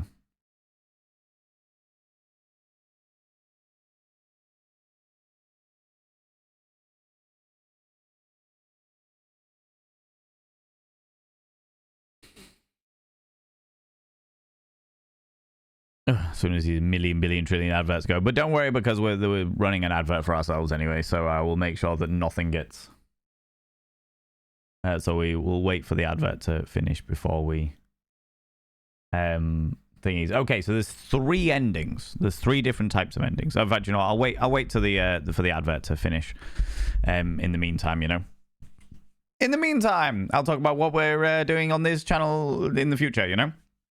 Friends, next Monday we'll be doing our Mythical Mondays deep dive once again. We'll be talking about witches and the origins of witches and witchcraft and how that all came to be, from paganism right the way through to the witch trials and all that jazz. The following Monday we'll be finishing off our Mythical Mondays like stint with werewolves, because we haven't done werewolves and stuff as of yet. And then next Tuesday and Wednesday we'll be starting new games. We're starting new games. So we'll be doing a game vote for our long form game on Tuesday, which is a game that will last a long period of time, and then a short form game on Wednesday, which lasts up to about 4 weeks, maybe 5 weeks. This one lasted 5 weeks, but up to about 5 weeks, okay? What was I gonna say? Yes, and then let me pull up my little thing as well. And then on the 26th of November, we're going to do our community movie night. Our community movie night. The community movie night will be, we're watching The Secret of Nim, which is a dark fantasy animated cartoon doodad. But it's going to be really, really good. It's a great film to watch to get the hysteria, but it's horror, so there's artistic freedoms. Yeah. the hysteria behind the witches was behind the witch trials was wild, absolutely fucking wild. Also, while I'm at it, do you know what? I'm going to change that now. I was going to do on the 23rd of November. I was going to do the community art stream. But there haven't been that many submissions yet. So I think what I'm going to do is I'm going to make the Thursday the 23rd of November at 7 p.m. BST. Oh, 7 p.m. GMT. Now that the clocks have changed. I'm going to make that the streamer Q&A session, which is literally going to be a session where I start streaming and I will put a points redemption, which will be relatively cheap, where people can ask me to... ask me questions about streaming, about the industry of content creation, about all of that stuff. I am basically, people ask me about stuff all the time in regards to the kind of streaming that I do, my advice on bits and pieces, all that jazz. I'm going to put that all out there on Thursday, the 23rd of November, so that we have got a dedicated stream to the industry. That way, people that are not interested don't have to show up. People that are interested can come down and ask me questions and pick my brains about stuff. Okay? Okay. And now free from ad jail. Tired of seeing the Napoleon trailer right now? Yeah, I can get that. Ladies and gentlemen, all gents outside and in between. 2 has redeemed a praise the mods. Could you do me a massive favor and throw out some mod loves in the channel? You can use any kind of mod loves from any kind of channel. You can use any kind of love hearts from any kind of channel. Say a massive thank you to those wonderful moderators. Those glorious mods. Mods, thank you so much for all that you do. Thanks so much for being here. Thanks for all that you do in and out of the stream. Both the movie nights and with us and all in the streams and all the stuff you do behind the scenes and help me out with technical shizzle nizzles and what have yous. All right.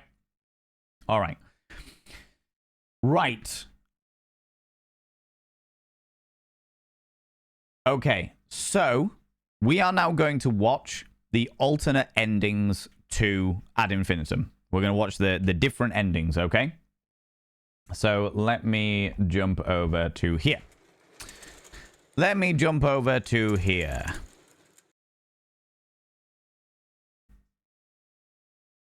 Oh, Stupedia. Yeah, sure thing, buddy. Sure thing. So this is the good, bad, and the worst endings. The good ending is when you're fighting despair, corruption, and pain. Oh, despair is the mother of sorrows. Corruption is the king of machinery or king of industry. And pain is your brother in his wings. All right. So when you activate all the green players, when you turn off all the valves, and when you lower all the cages, that's what we did. So these are the ones that we actually did. So we got the good ending. Okay. The bad ending is activate all the red players, turn the valves to be on, so turn the gas valves on, and raise all the cages and lure the creature into the cages, okay? And then the worst ending is actually follow the good choices. What's this? Despair and corruption, follow the good choices. Pain, follow the good choice. I thought they were good choices. And I don't know. We'll find out. All right, friends. We'll find out.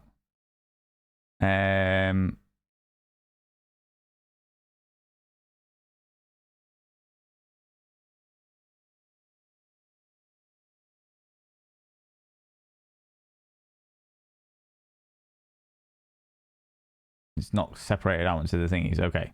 So this is where riches guaranteed. Shut up. How dare you? How very dare you? First of all, and the fact that I literally have just watched fucking loads of ads. I hate the fact that YouTube do this now. I fucking hate the fact that YouTube do this. You want to skip ahead? You want to pause and replay? Oh, you're not allowed to do that without watching shitloads of fucking adverts again. And also, YouTube have just rolled out the fact that you can't use ad blockers anymore. They have found a way to, if they identify that you've got an ad blocker, then they will give you 3 videos. You can watch 3 videos before they will block you from watching any YouTube ads, which is fucking annoying I wouldn't be... You subscribed. Max, Most you cheeky kind. devil. Thanks to Max Wattage for my sub gift. Max, you cheeky devil. Alexander, you cheeky devil, coming in again. Thank you very much, Max White. I wouldn't be so bothered. I genuinely wouldn't be so bothered about YouTube blocking out adverts, because, you know, they've got to make their money. I appreciate that. But the amount of adverts they are forcing people to watch now is fucking ridiculous. It's actually putting me off watching YouTube entirely, if I'm honest with you. Alexander Davenport, I shall now inscribe your name upon the mirror vein. By having your name upon the mirror vein, it means you get access to my personal Snapchat. Not a bum Snapchat, you cheeky devil. And of course, you get access to all the sexy little emotes. But the most important thing is you gotta roll over every morning, look in the mirror, go, God, I look rough. But god damn, do I make rough look good. Ooh, harra, sexy. Oh, yes, meow, you know? Ads on YouTube right now is fucking ridiculous. Like, it's literally 2 back-to-back ads that I can't skip at the very, very beginning. I watch long-form content as well. So I watch videos that are, like, over an hour long, all right? And, like, literally, I watched one by Varg Skeletor a little while ago, and it was literally an hour. It was a 3-hour VOD of one of the games that he plays, because I enjoy watching his VODs, okay? Like a 3-hour VOD, and every 10 minutes without fail, there was another 30-second ad. Most of which I couldn't skip. It was fucking diabolical. It was genuinely really... I was so fucking angry. So fucking angry. People go check out Alexander Davenport. Just do it. Alexander Davenport's a phenomenal artist. You should definitely go over and click that cheeky little follow button, because they're a wonderful, wonderful bean, you know? Everywhere's getting terrible with the amount of ads. 100%. They definitely are. They definitely are. And it's so fucking infuriating. Especially as, like, literally, I watched 2 ads to this video, skipped ahead by so many minutes, and then it was like, no, fuck you, no. Right. If you interrupt my viewing pleasure by the chance of me buying your product marginally decreases, just saying. I agree with you, Nibirin. Honestly, the amount of times that I have actively turned around and be like, cool, I've seen this advert 3 times now, and therefore I am never shopping from this company ever again. Ever again. Some of them have ads every 5 minutes. I just turn off. 100% purple bat. Do you know what the weird thing is? One advert, I literally came across one advert. Okay, and you know down in the bottom corner, like down over here somewhere, it actually gives you the runtime of the advert. It was a 2-hour-long advert. The advert was 2 hours long. Not only that, but evidently whatever vetting process that YouTube have got going on has been lax. Because I have seen some fucking snake oil shit. Me and McSteffels were sat watching something on YouTube, and it popped up with this thing. It was literally stop taking diabetes meds and instead take this solvent, take this tincture type thing. Stop listening to the doctors. They're all run by the corporations. Take this tincture that you can buy off the internet that has had no medical proving at all. I was just like, that's dangerous shit. That is dangerous shit. There were some actually far more transphobic ones as well. About pills that make you more manly, and if you don't take the pills, then you're likely to turn into a girl, and fucking horrible, horrible stuff. It was nasty. 100% and so much religious hate propaganda. Yeah, exactly. Because whatever it is that YouTube have started doing in regards to their their advert vetting has just gone out the window. They just don't give a fuck anymore. They just do not give a shit. Just take all of the adverts. What's that? You're willing to pay us to advertise something? Yeah, we don't give a shit. Yeah, do it. Sure, we'll put it on there. Tell you what, we'll make it so that they can't skip it. It's fucking horrible. Report all of those? How? How do you report an advert without reporting the video?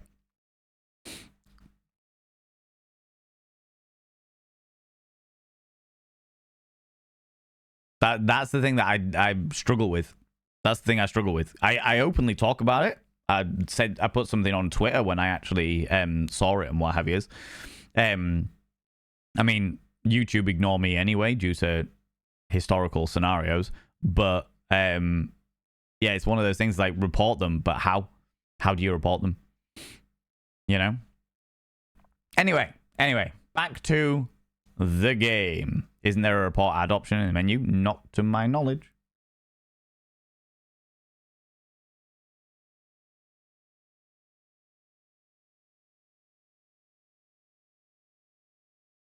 I'll have a look in a second.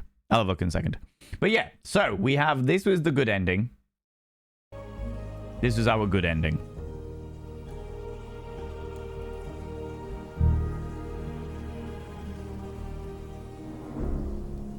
Which is the one that we've just watched.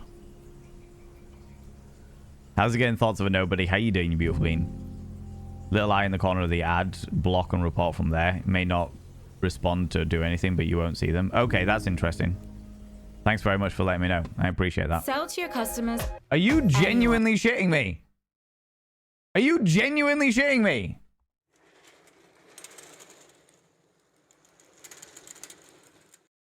Are you genuinely fucking shitting me?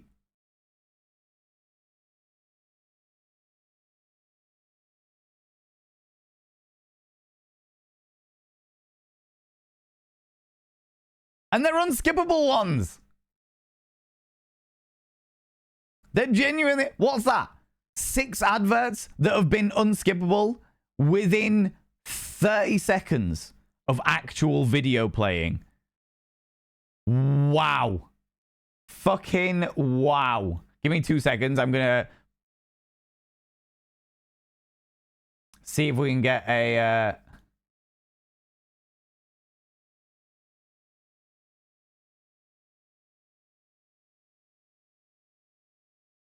Okay, let's try. Okay, so this is the bad ending. Their never-ending suffering, their corruption, their cowardice. It's no longer a part of you. You have earned this distinction 1,000 times over. Melon Dogtag, congratulations. You may go to war once again, Lieutenant. Full of pride, something. Is your home, Lieutenant. You have passed through the fire and been reborn. Now you shall live forever for the fatherland. You have done it once. Now you need to do it again. Oh, God.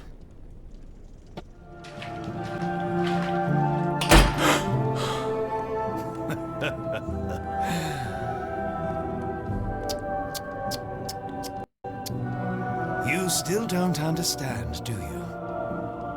There's no such thing as a victory. Not for us. Oh, God.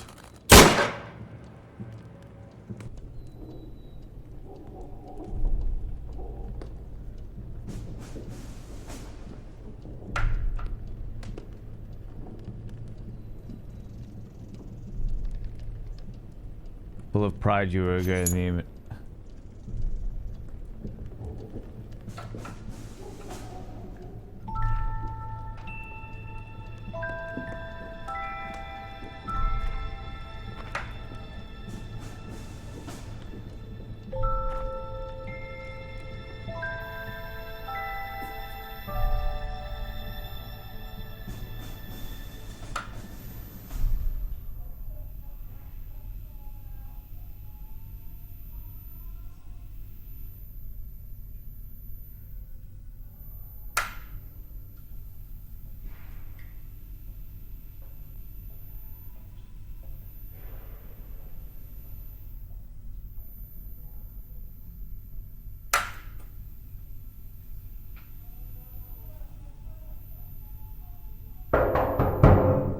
Visiting time.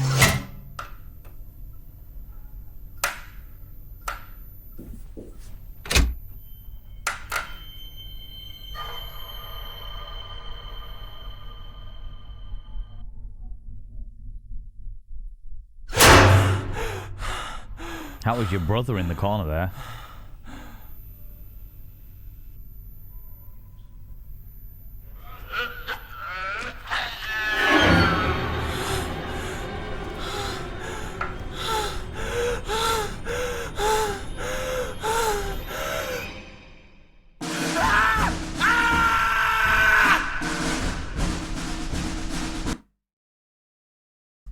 Okay.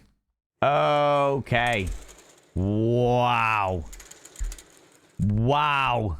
That, yeah, okay. Now we got through all the fucking ads and actually saw them.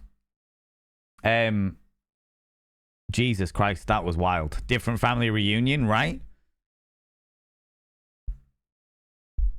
That was okay. I'm glad that we did what we did. I'm glad that we went for the good ending, you know? YouTube ad herds me. Fucking wild, right? I think YouTube might also be taking pausing time into account. Oh, no, One True Cripple, it's like literally I can pause a video and pretty much within the next little bit, if I unpause the video like about 30 seconds afterwards, it'll show me a new ad. It's fucking wild, you know? Mute button gets used a lot, 100%.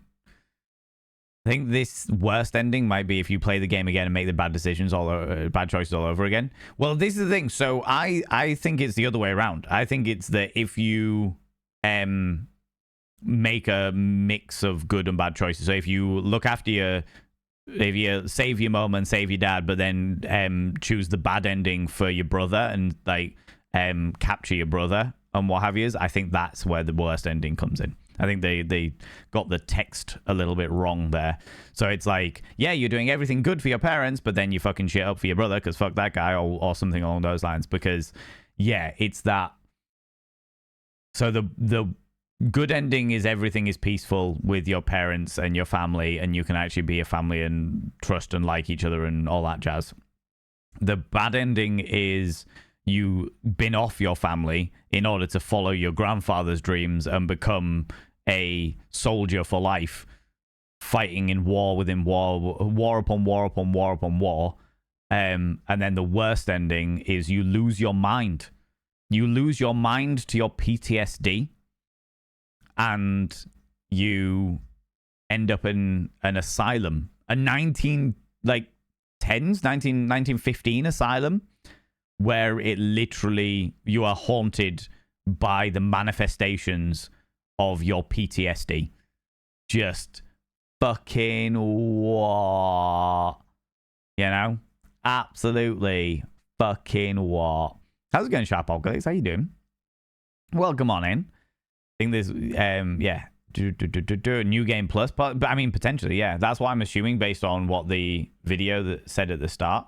Oh, do you know what it might be is if you do the worst ending, then play the game again and pick all the good endings. Because at the very beginning of that thing, it did say, let's have a look. Worst ending, despair and corruption follow good choices, pain follow good choices.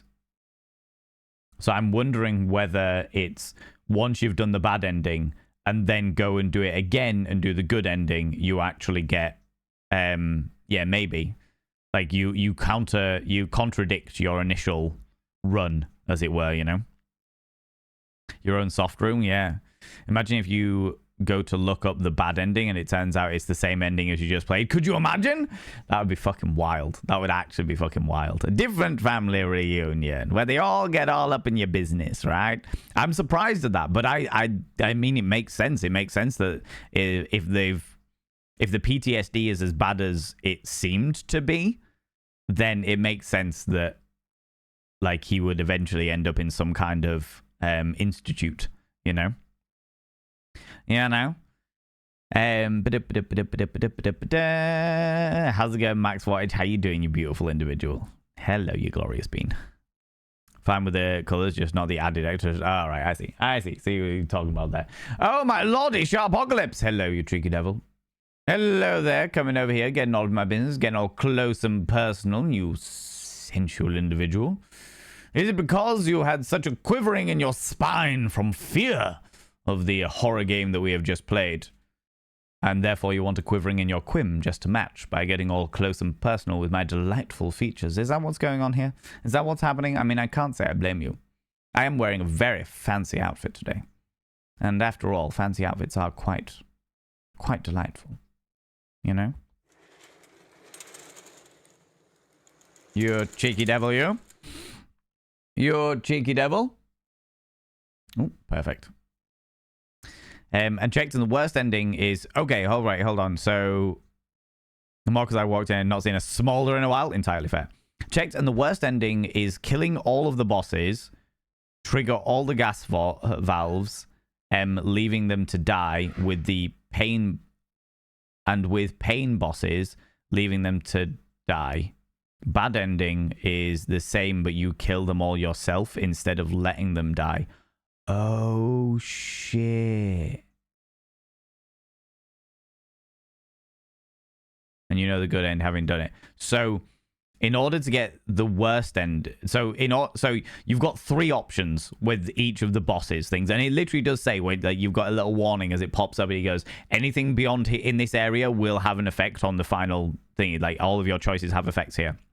You got the good ending where you save them, where you pick all of the nice endings and you save them. The bad ending, which is you kill them yourself. You kill the Mother of Sorrows. You kill the King of Industry. You kill the Bird of Pain, as it were. And the worst ending is where you let them die out. Where you see that shit and you just go, yeah, I'm just going to watch you suffer. Fuck, that's pretty cool. That is pretty cool. I like that. I like that a lot. I like the dynamic going on there, you know? I don't know. That is pretty awesome. That is pretty awesome. But, you know, alternate ending are fun in games. Having seen the trailer for Goody 2 Shows. Goody 2 Shows. This RPG is cutsy dark, but some endings. Wow. Do you know what? I fucking love alternate endings. I really, really do love alternate endings. There's something about them that's just so fucking cool. That I just, yeah. I like the idea of the fact that you can play a game through and get different endings to it, you know? 10 endings just for that game? Fucking hell. You see, this is my problem there, Asari Greenfire, is the fact that I am one of these people that will not play a game again. Do you know what I mean? I've completed this game, thought it was fucking amazing, one of the most beautiful games that I've ever fucking played, but the chances of me playing it again are fucking slim, you know? Absolutely fucking slim. The next game that we'll be playing... Oh, shit, do you know what? We're not going to be doing a...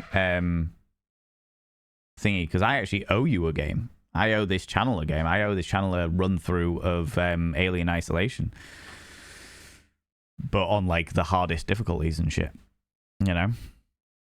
What happens in chaotic playthrough where you save some and you kill some? Good question. Good question. I would imagine it'll be which ones you do more of, maybe.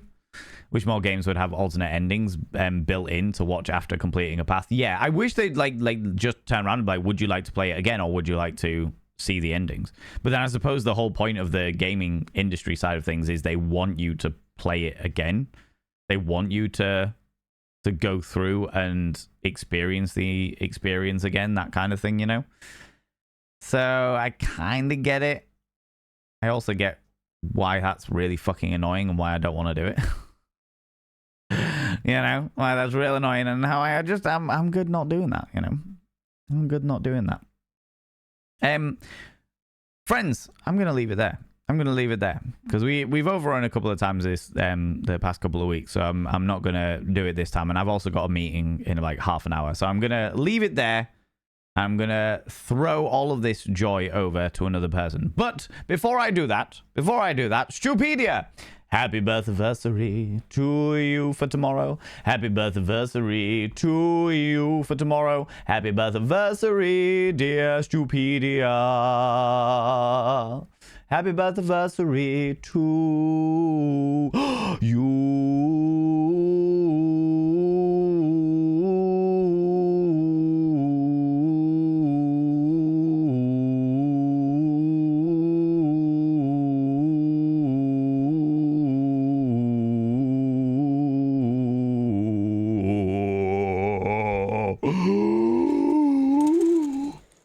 Oh, god damn it.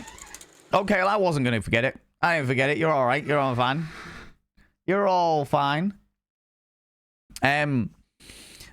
So yeah, friends, before we go anywhere, could you do me a massive favor and throw some mod loves in the channel? Say a massive thank you to those wonderful moderators. You can use any kind of mod loves from any kind of channel. You can use any kind of love hearts from any kind of channel. Say a massive thank you to those wonderful, wonderful beans.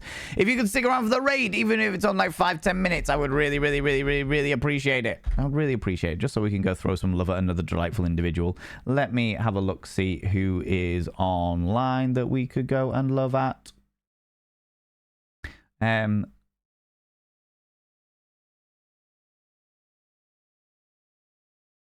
Ooh. John, we haven't raided this person before, but they are a wonderful being.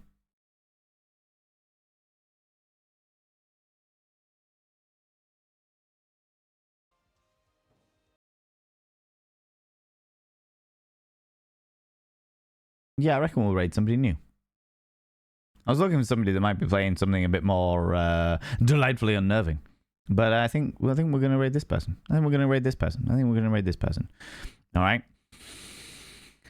Friends, if you're a subscriber, please copy and paste the first raid message. If you're not a subscriber, please copy and paste the second raid message. That's the first bot of vanity raid message for subscribers. The second bot of vanity raid message for non-subscribers. We're going to go raid somebody new, friends. They are a member of my stream team. They're a wonderful being. They're a wonderful, wonderful being. We appreciate them very, very dearly. But yeah, we've not raided them before. So I'm going to take you over to go see them.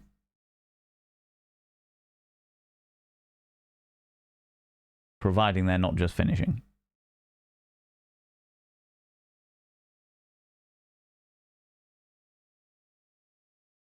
No, they seem to be good. You just got your alpaca lunch, I'm afraid. I've got stuff that needs doing, and we've just completed it all up. Friends, we're going to go raid DM Quill. Quill is a good person. Quill is a happy-go-lucky bean. I haven't checked out many of their streams, but every single time I've been in, it's been a wonderful, wonderful time. And they are a wonderful person in the Octopus and Dragon Discord. They're always super supportive and super encouraging, and have a really nice space. So I figured it'd be nice to go throw you. I feel like, given what I know about them, the kind of vibe that you people enjoy is the kind of vibe that they provide. So I feel like it'd be nice to go throw you all over to go see them, you know? To go see them. Friends, thanks so much for being here. Thanks so much for the raids, the subs, the gift subs, all the cheeky little bitties. Thanks so much for spending your time here. I really, really, really, really, really appreciate it. Thanks so much for the follows, those cheeky little follows. And like I said, for coming over and just enjoying this fucking beautiful, beautiful story of Ad Infinitum. It was genuinely absolutely joyous. Oh, wait. It looks like they are finishing up. It looks like they're finishing up. Never mind. I'll find somebody new.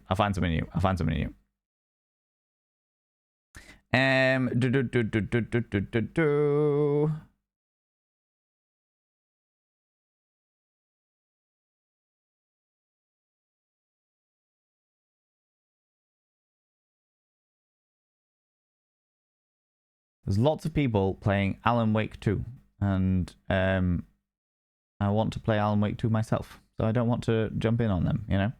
That's all right. We'll go see this person. This person's also equally wonderful. All right.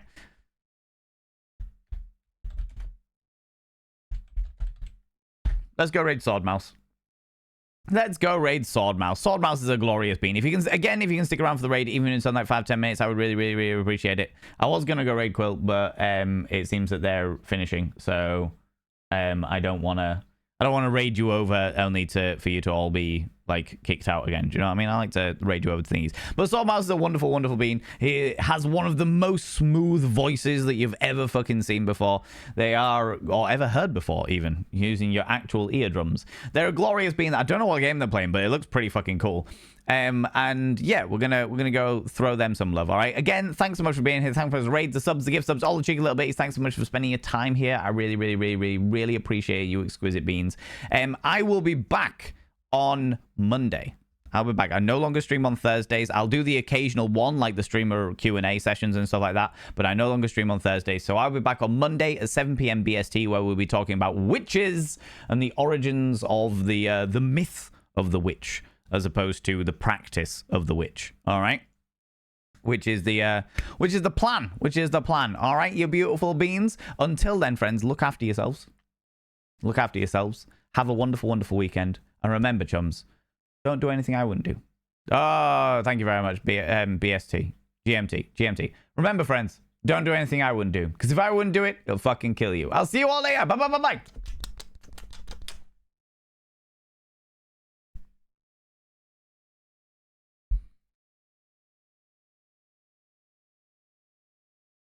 Any one of these ships. Oh, interesting. Ooh, Valent Vein.